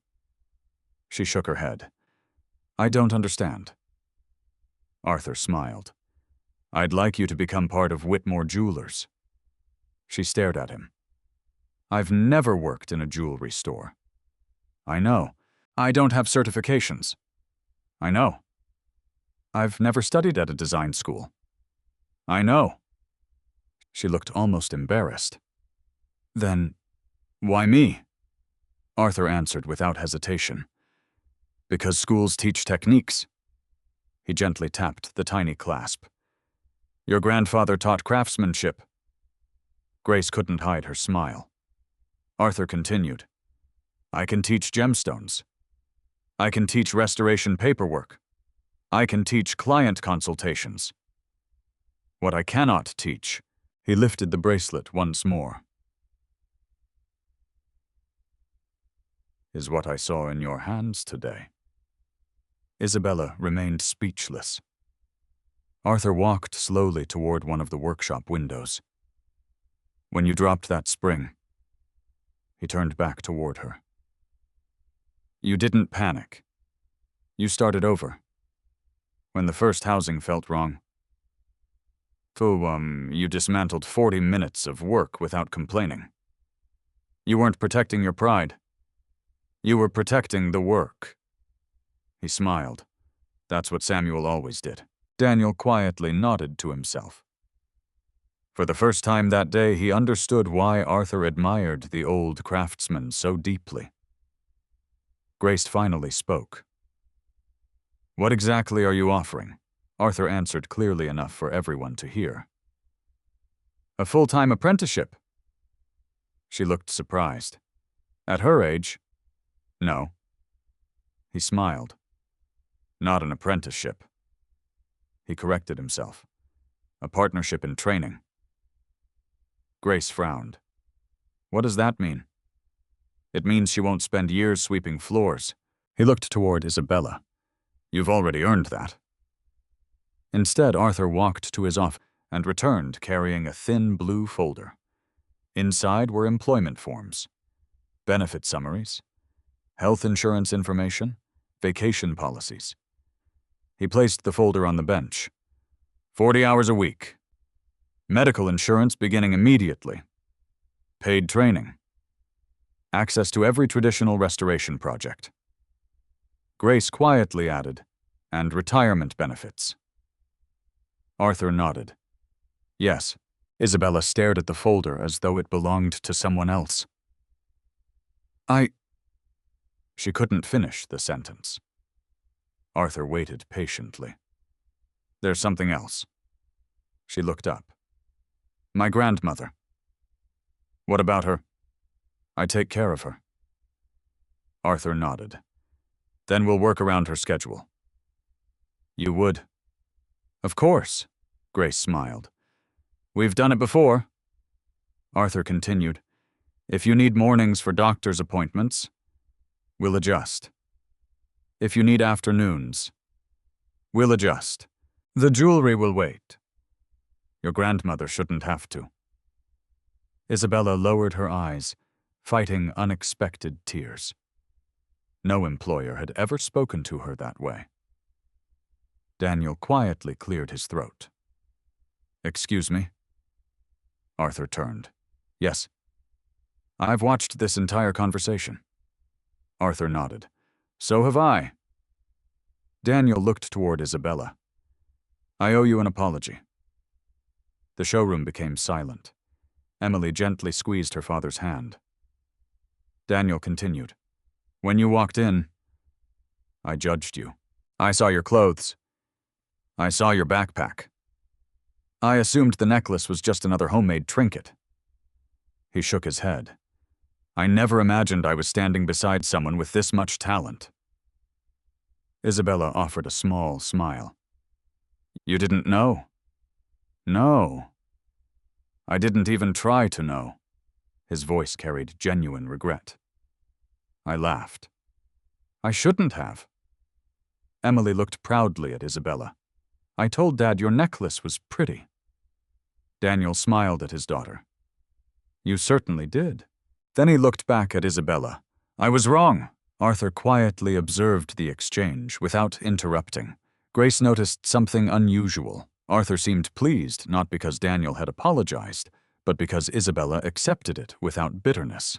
Arthur had once heard Samuel say, a craftsman who carries resentment eventually carves it into every piece. Watching Isabella now, he realized she had inherited more than technical skill. She had inherited Samuel's quiet grace. Arthur returned to the blue folder. I haven't finished. Everyone laughed softly. There are more conditions. There is one. Isabella looked nervous again. What is it? Arthur smiled. You keep making your own designs. She blinked. My own. I don't want copies. I don't want trends. I don't want expensive jewelry pretending to have meaning. He gently lifted her sea glass necklace. I want this. She frowned. This? Stories. Arthur looked around the workshop. Jewelry people actually remember. Grace nodded slowly. That's what our customers have been asking for. Arthur smiled. They just didn't know how to describe it. He handed the necklace back to Isabella. You'll restore antiques with me? You'll design original work? And one day, he paused, you'll teach someone else? She looked surprised. I've barely begun learning. Arthur laughed softly. So had I when Samuel first trusted me. Silence settled over the room again. Finally, Isabella asked the question that had remained in her heart since entering the store. "What about my grandmother's medicine?" Arthur reached into another drawer.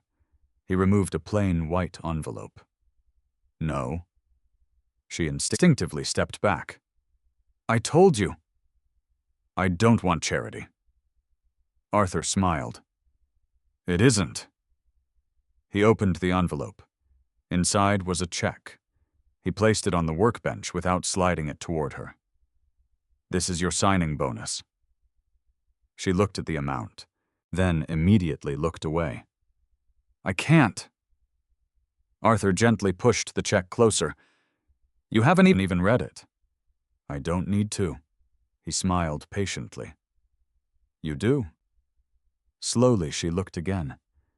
The amount read $15,000. Her eyes widened. She looked up in complete disbelief. "There must be a mistake." "There isn't?" "I've never earned—" Her voice disappeared. Arthur nodded. "I know. It's too much." "No." He looked toward the restored Ashford bracelet. "It's considerably less than what you saved me," Grace quietly explained. "The Ashford restoration contract alone was worth far more than that." Daniel's eyebrows lifted. Arthur continued. "If I had continued making the clasp myself, I would have failed the commission." He smiled warmly. "You didn't accept charity today. You accepted payment for exceptional craftsmanship." Isabella's hands trembled. She looked at the check, then at the necklace, then at the old wooden tools surrounding her. Finally, she whispered, "I wish Grandpa could see this."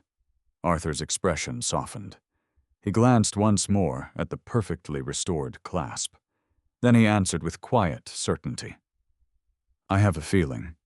He already does. 3 days later, Isabella Jones unlocked the workshop door just before 7 o'clock in the morning.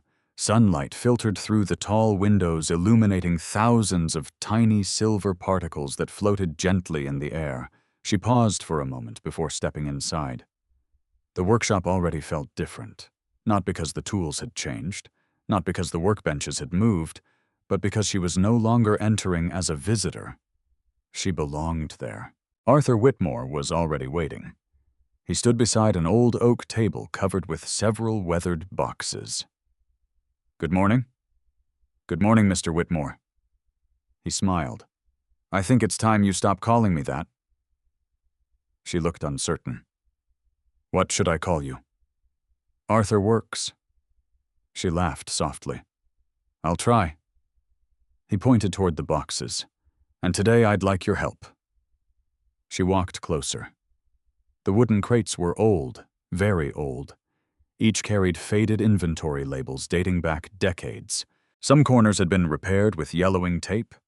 Others still bore shipping stamps from Charleston addresses that no longer existed. Grace entered carrying 2 mugs of coffee. "I found another 3 boxes in the basement." Arthur nodded. "Bring them all." Daniel Cooper walked in only a few minutes later, not as a customer. As promised, he had volunteered to help organize records after hearing Samuel's story. He set another carton on the table. "I never imagined your basement looked like this." Arthur laughed. "Neither did I." Grace smiled. "For years he kept saying he'd organize everything." Arthur shrugged. "I was busy." She raised an eyebrow. "For 25 years." Everyone laughed. Arthur became serious again. "When Samuel died," he rested one hand on the nearest crate. I couldn't bring myself to sort through certain things." "What things?" Isabella asked. Arthur carefully opened the first box. Inside rested dozens of old notebooks, customer ledgers, repair receipts, hand-drawn sketches, letters tied neatly with faded blue ribbon. A faint scent of old paper drifted into the room. Arthur gently lifted the top ledger.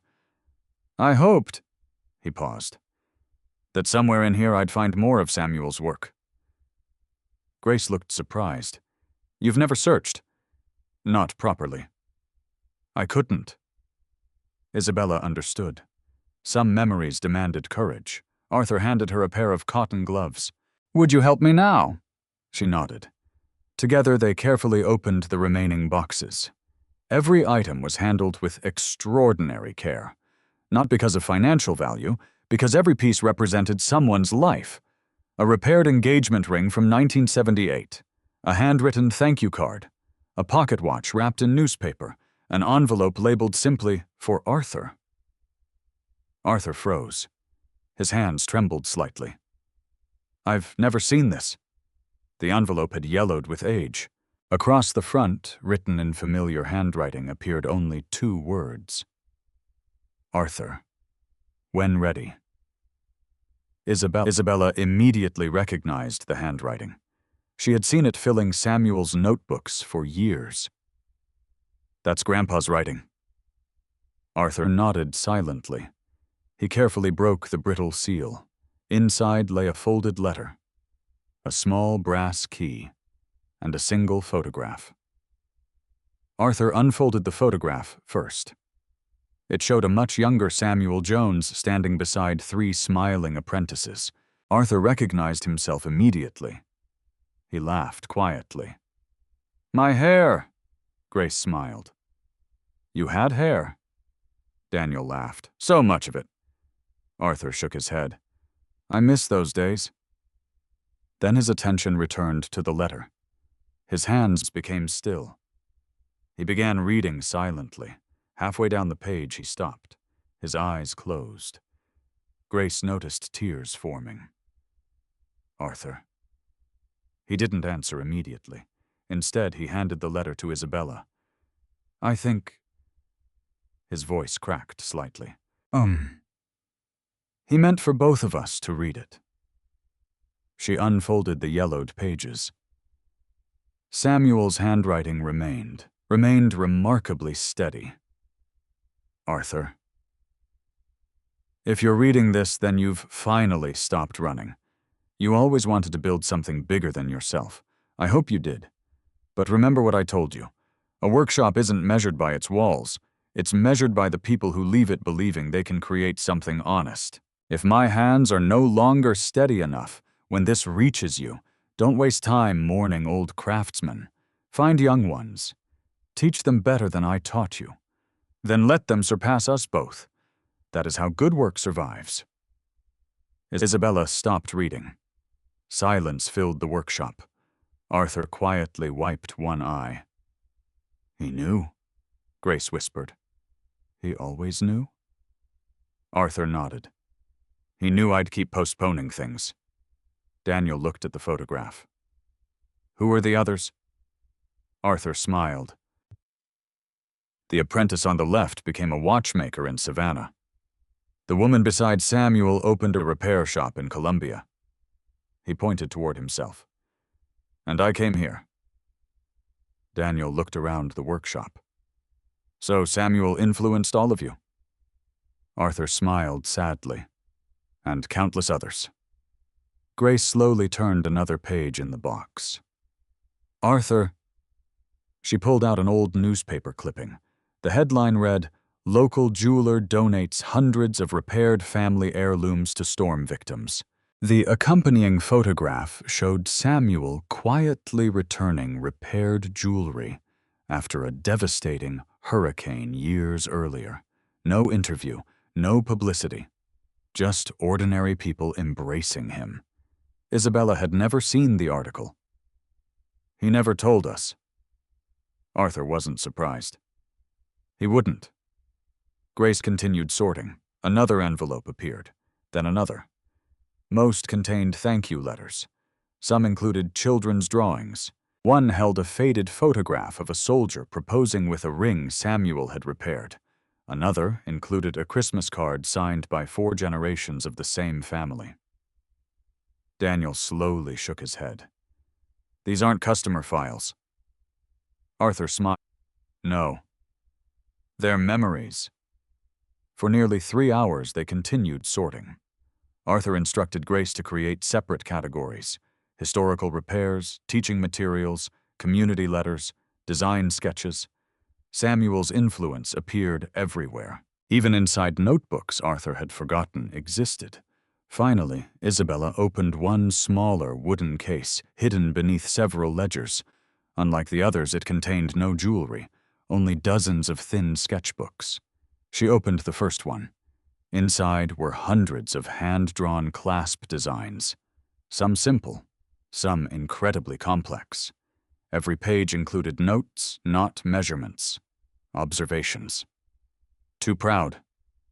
Too stiff. Needs room to breathe. Closer. Arthur smiled immediately. Those are Samuel's conversations with himself. She turned another page. One drawing caught her attention.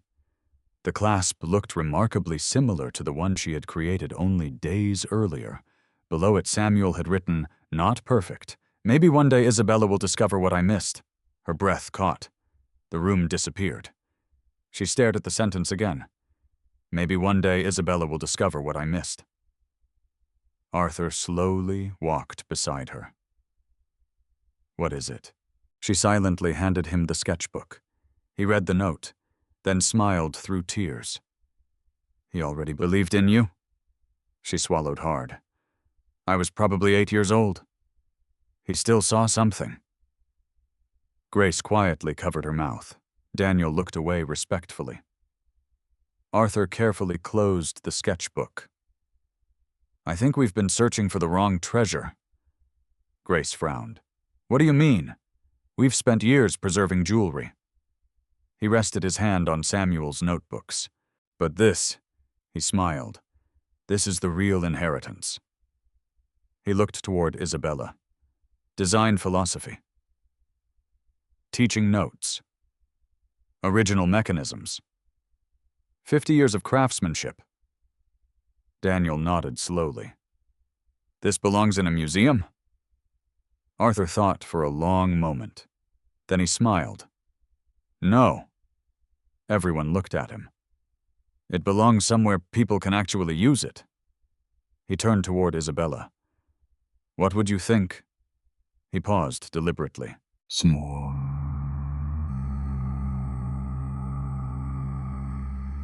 About creating the Samuel Jones Craftsmanship. Archive. Isabella looked around the workshop.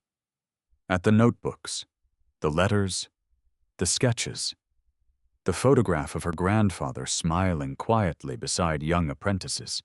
Then she smiled through tears. "I think Grandpa would finally know that his work wasn't forgotten." News spread through Charleston much faster than Arthur Whitmore expected. He never issued a press release. He never contacted television stations. He certainly never intended to create publicity, but stories have a way of traveling on their own when they touch enough hearts. The first person to speak about Isabella's work was Daniel Cooper, not in a newspaper, not on social media, at a charity luncheon attended by several local business owners. Someone complimented the restored Ashford bracelet on his wife's wrist. Daniel smiled. "You shouldn't be admiring the bracelet." The guests looked confused. "You should be admiring the young woman who saved it." Within days, collectors began asking Arthur about the mysterious new craftswoman working in his restoration studio. Arthur answered every question the same way. "Come meet her." No exaggerated praise, no marketing language, just quiet confidence. One Monday morning, Isabella arrived to find Grace rearranging one corner of the showroom. "What are you doing?" Grace smiled. "Arthur's latest idea." She pointed toward an empty display case near the front entrance. Inside rested only one object: Isabella's sea glass necklace. She stopped walking. "My necklace." Arthur emerged from his office carrying a small brass nameplate. "Yes. I thought you said it should stay with my family." "It will." He carefully placed the nameplate beneath the necklace. It didn't include a price. Instead, it simply read, "The first piece, created by Isabella Jones, inspired by the teachings of Samuel Jones, not for sale." She looked at Arthur in surprise. "People can't buy it?" "No." "Why?" Arthur smiled. Because every workshop deserves a beginning. He stepped back. When visitors enter, I don't want them asking what you cost. I want them asking who taught you. Grace admired the display. It tells a story. Arthur nodded. The right stories always matter. Later that morning, the first visitor stopped in front of the case. An elderly woman wearing a navy coat studied the necklace for several minutes. Finally, she approached Isabella. Did you really make this? Yes, ma'am. The woman smiled warmly. I knew your grandfather. Isabella's eyes widened. You did? He repaired my husband's wedding band after a tractor accident 40 years ago. She laughed softly. He refused to let me pay the full amount. Instead, the woman reached into her handbag. She removed an old photograph. It showed a much younger Samuel standing outside his workshop beside a smiling farming couple. My husband insisted on taking this picture. Isabella carefully accepted it. I've never seen this. I thought perhaps your family should. She smiled. I've kept it all these years. Isabella thanked her quietly. Before leaving, the woman touched the display case gently. He would have been proud. The encounters continued. A retired schoolteacher arrived carrying a silver locket Samuel had repaired decades earlier.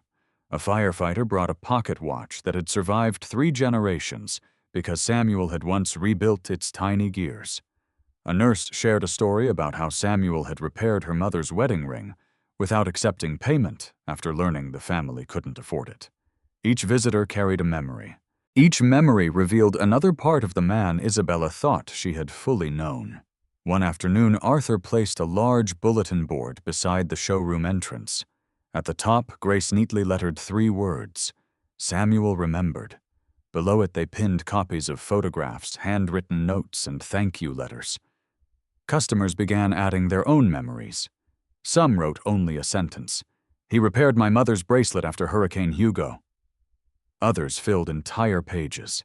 He stayed open late because my father was leaving for military service the next morning. Within 2 weeks, the board was completely full. Grace quietly stood back to admire it. I've never seen anything like this. Arthur smiled. This isn't advertising. No. It's gratitude. One Friday afternoon, Benjamin Carter arrived at Whitmore Jewelers. He was the local attorney and amateur historian Arthur had mentioned weeks earlier. Tall, neatly dressed, and carrying a leather portfolio worn smooth by years of use, Benjamin introduced himself with a warm handshake. I've been hearing remarkable things. Arthur smiled. I think I have something you'll appreciate. He led Benjamin into the workshop where the Samuel Jones Craftsmanship archive continued to grow. Notebooks lined newly installed shelves. Sketches rested inside archival sleeves. Old photographs had been carefully restored. Benjamin slowly removed his glasses. I don't believe it. Arthur watched quietly. What? I've spent 20 years documenting Charleston artisans. Benjamin gently opened one notebook. I always wondered why Samuel Jones seemed to disappear from the historical record. He looked at Isabella. It turns out he never disappeared. We simply weren't looking in the right places. Benjamin carefully turned another page. The handwriting. The construction notes. The design philosophy. He smiled broadly. This is historically significant. Isabella asked softly, You really think so? Benjamin nodded. Absolutely. Most famous jewelers left catalogs. He held up Samuel's notebook. Your grandfather left wisdom? Arthur smiled proudly. Benjamin continued examining the collection for nearly 3 hours. Before leaving, he closed his portfolio. I'd like to make a proposal. Arthur folded his arms. I'm listening. The Charleston Museum hosts an annual exhibition honoring local craftsmen. Arthur nodded. I know it. I believe Samuel Jones should be featured this year. Silence filled the workshop. Isabella looked almost overwhelmed. My grandfather, Benjamin smiled. Not because he was famous. He pointed toward the growing archive. Because he should have been. Arthur slowly sat down. For a moment he couldn't speak. Then he laughed quietly. You know, when Samuel was alive, I tried convincing him to exhibit his work. Benjamin smiled. What did he say? Arthur laughed again. He said, museums are wonderful places, but I'd rather see my work carried by ordinary people. Everyone smiled. Benjamin nodded thoughtfully. I think we can honor both wishes. Arthur raised an eyebrow. How? The exhibition won't focus on expensive jewelry. Benjamin looked toward Isabella. It will focus on the people whose lives Samuel quietly touched. Grace's eyes brightened. The letters? The photographs? The stories? Benjamin smiled. Exactly. He turned toward Isabella. And I'd like you to speak. She almost laughed. Me? Yes. I've never given a speech. You won't be giving a speech? Benjamin answered kindly. You'll simply tell people who your grandfather really was. After Benjamin left, Isabella stood quietly before the display case, holding her sea glass necklace. The brass plaque reflected the warm afternoon light. Not for sale? She smiled softly. Just days earlier, she had been prepared to sell it for medicine. Now it had become something entirely different. Not a product, not even a keepsake. It had become the doorway through which an entire forgotten legacy had returned to the world. Arthur walked beside her. Thinking, she nodded. I used to believe Grandpa lived a very small life. Arthur smiled gently. The best lives often look small from the outside. He glanced toward the growing archive. Until enough people begin telling the truth about them. The Samuel Jones Craftsmanship Archive officially opened on a bright Saturday morning in early autumn. Arthur insisted it should not feel like a museum. There should be conversation, he said while arranging the final display. There should be laughter. And there should be people touching tools, Grace smiled. So exactly what Samuel would have wanted. Instead of glass cases stretching across the room, they created small stations. One table displayed Samuel's original hand tools. Another held restored notebooks protected beneath clear archival covers. A third invited visitors to practice opening and closing different clasp mechanisms while reading Samuel's handwritten notes about patience, balance, and trust. On one wall hung enlarged photographs donated by families throughout Charleston. Samuel standing beside newly married couples. Samuel repairing a child's music box. Samuel laughing with apprentices outside his modest workshop. No expensive jewelry dominated the room. People did. Benjamin Carter carefully reviewed the final exhibit labels. He smiled with satisfaction. This doesn't feel like an exhibition. Arthur nodded. It feels like meeting him. By 10 o'clock, the room was full. Retired craftsmen, college students, collectors, teachers, families with young children. Even people who had never owned jewelry wandered through the displays, reading letters from strangers whose lives Samuel had quietly touched. Near the entrance, Isabella greeted visitors with a warm smile. She still felt uncomfortable whenever someone recognized her. But Arthur reminded her gently, they aren't coming to admire you. They're coming because you reminded them to remember someone else. That thought made every conversation easier. Shortly before noon, Benjamin approached the small podium. He adjusted the microphone. We're gathered today to celebrate a craftsman who never asked to be celebrated. The audience grew quiet. For decades, Samuel Jones repaired treasured possessions throughout Charleston. He rarely advertised. He rarely sought recognition. In many official records, his name barely appeared. Benjamin looked toward Isabella. Yet history has a remarkable habit of correcting itself. He gestured toward the archive. Today, because of the determination of his granddaughter and the friendship of Arthur Whitmore, Samuel Jones returns to the story of this city. Applause filled the room. Arthur quietly looked away, blinking rapidly. Benjamin smiled. I'd now like to invite Isabella Jones to share a few words. She froze. Arthur whispered, Just tell them about your grandfather. She nodded nervously. Walking to the podium felt far more difficult than restoring the Ashford bracelet. She looked across dozens of kind faces waiting patiently. For several seconds, she couldn't speak. Then she smiled. When I was little, I thought my grandfather repaired broken jewelry. Soft laughter spread through the audience. I didn't realize, she looked around the room, that he was actually repairing people. Silence followed. He listened to lonely widows. He encouraged frightened young apprentices. He stayed late for families who couldn't wait. And somehow, she smiled softly, he always made everyone believe their story mattered. She glanced toward Arthur. When I came into Whitmore Jewelers a few weeks ago, I thought I was selling my necklace. Instead, she looked around the archive. I found my grandfather again. Several people quietly wiped away tears. Isabella continued. The greatest lesson he ever taught me wasn't about silver.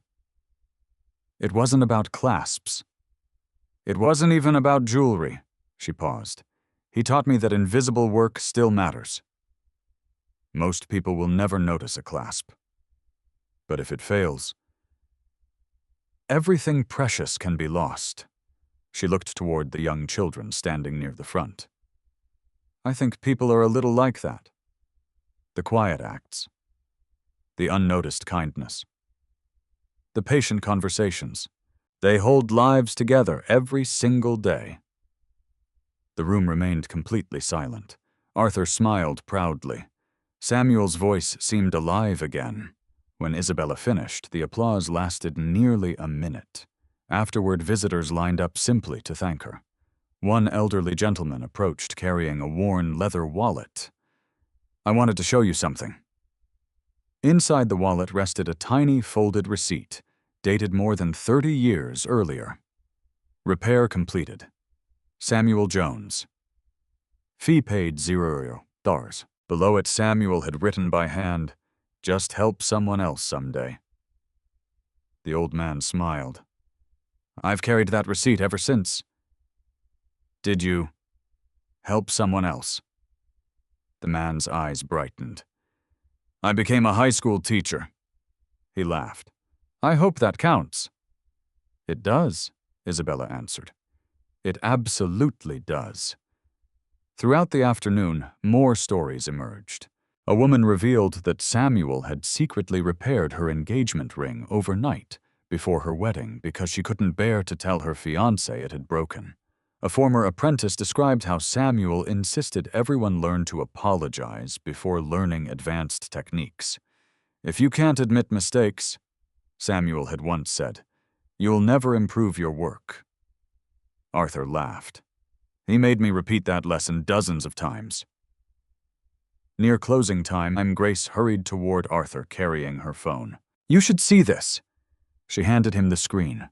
Photos of the archive had spread across Charleston social media. Not because of expensive jewelry. People were sharing handwritten letters, Samuel's quotes, photographs of old tools. One image had been shared thousands of times. It showed Isabella standing beside the display containing her sea glass necklace. The brass plaque beneath it remained clearly visible. Not for sale. The caption simply read, Some legacies were never meant to be bought. Arthur quietly smiled.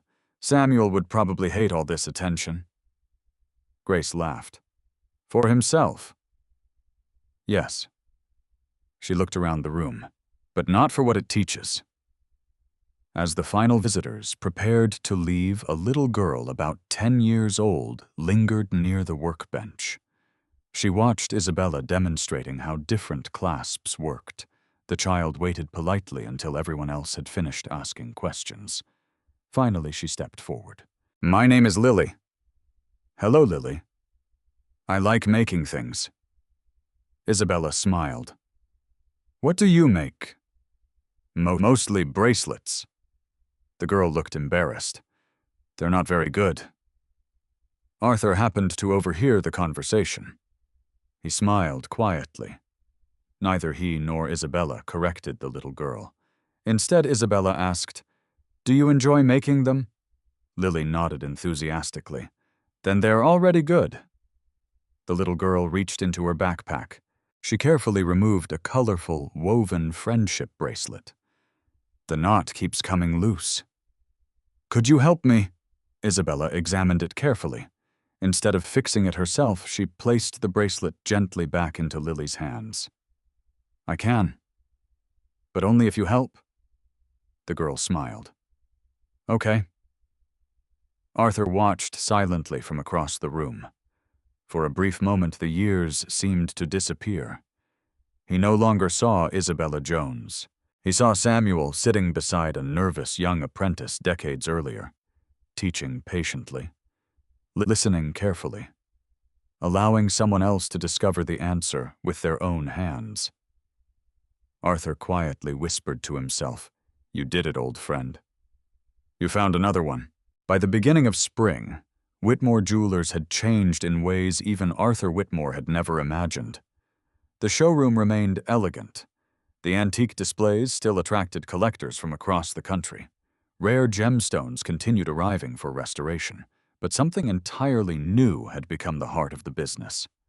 Every Saturday morning, the workshop doors opened to young people from throughout Charleston. Some dreamed of becoming jewelers. Others simply enjoyed making things with their hands. A few admitted they had no idea why they came. They only knew they felt welcome there. Arthur called the program simply the Open Bench. "No tuition," he insisted, "no applications. If you're willing to learn patiently, you're welcome." Grace organized sign-in sheets and safety glasses. Benjamin donated books on local craftsmanship. Daniel Cooper quietly funded new workbenches, but asked that his name never appear anywhere in the workshop. "I've already learned enough about recognition," he said with a smile. The first Saturday drew only 6 students. The second brought 12. Within 3 months, nearly 30 young people filled the workshop every weekend. Some carved wax models, others practiced filing brass. Several spent hours simply learning how to hold tools correctly. And always at the center of the room, Isabella patiently guided them. She never rushed anyone, never grabbed a student's work to fix mistakes herself. Arthur noticed something familiar. She asked questions exactly the way Samuel once had. One rainy Saturday morning, Lily returned. The shy 10-year-old who had brought the friendship bracelet months earlier now carried a small wooden box. She approached Isabella with a nervous smile. "I've been practicing."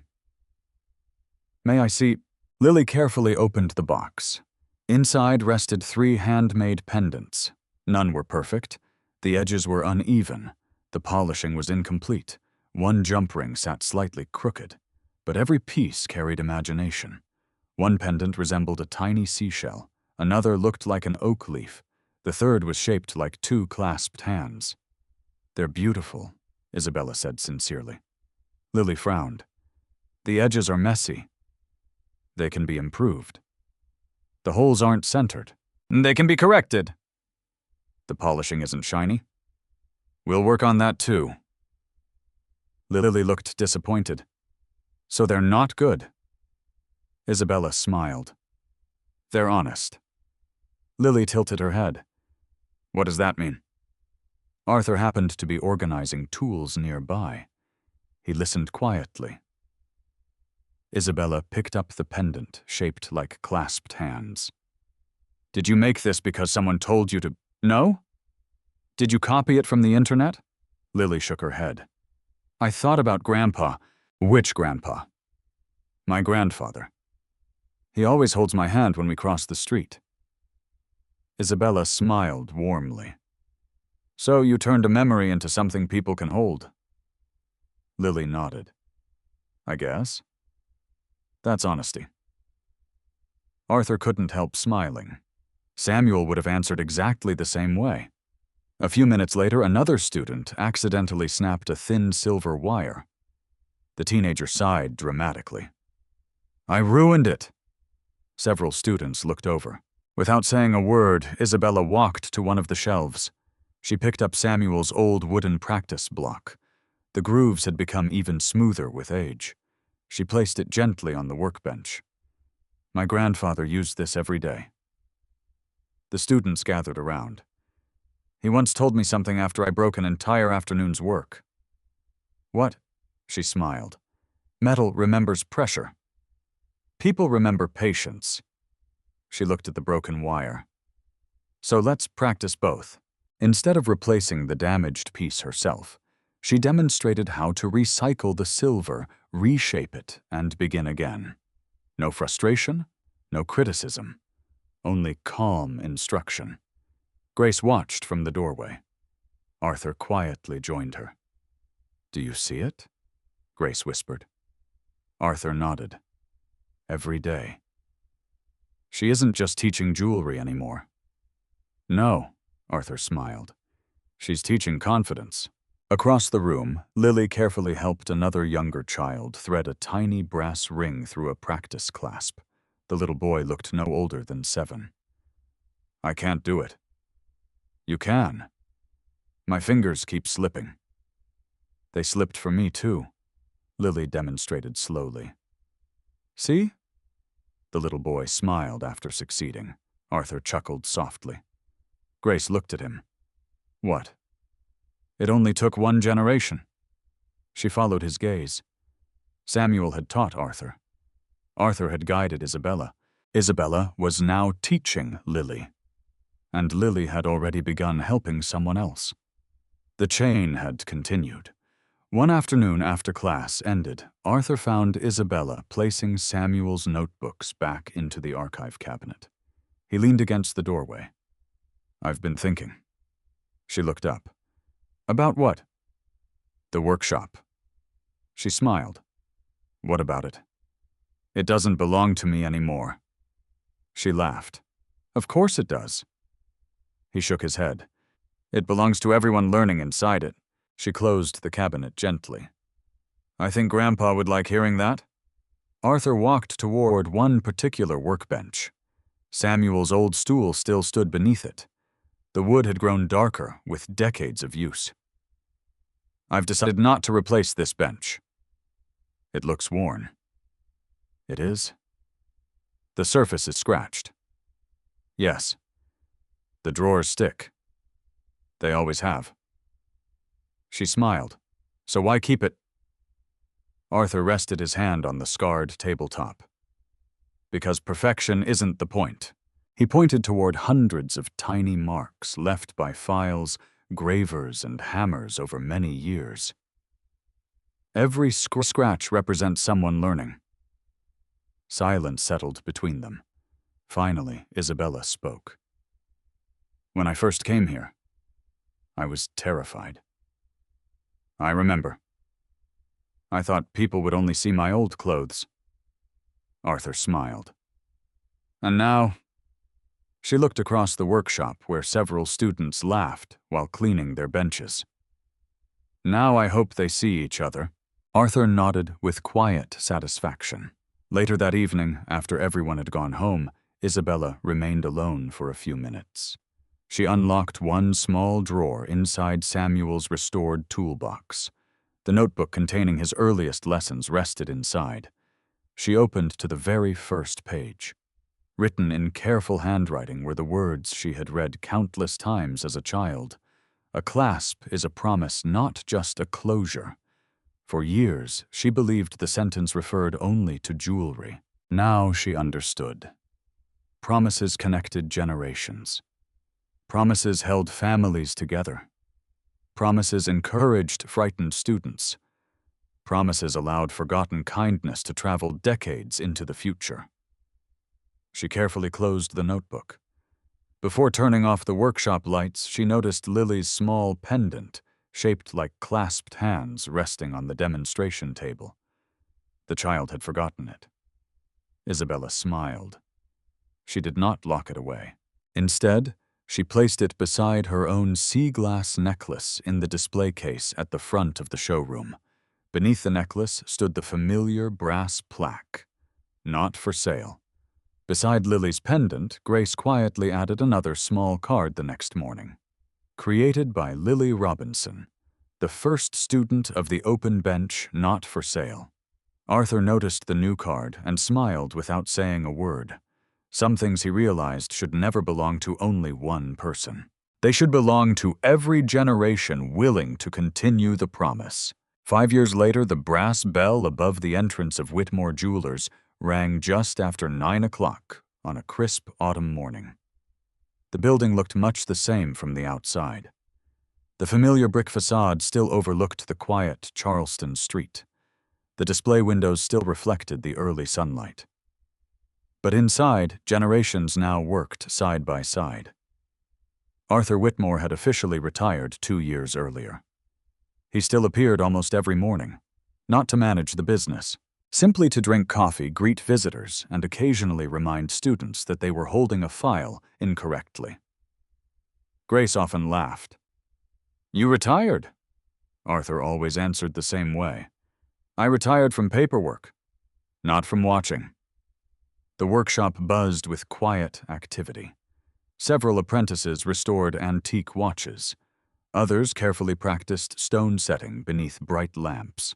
Near the largest workbench, Lily Robinson, now 15 years old, patiently guided 2 younger students through their first clasp exercises. She smiled exactly the way Isabella once had. "No hurry. Feel the metal. Don't fight it." Across the room, Isabella paused for a moment. She watched Lily teaching. Arthur walked beside her carrying 2 mugs of coffee. "You've been smiling for almost 5 minutes." "I know." "What are you looking at?" She pointed quietly.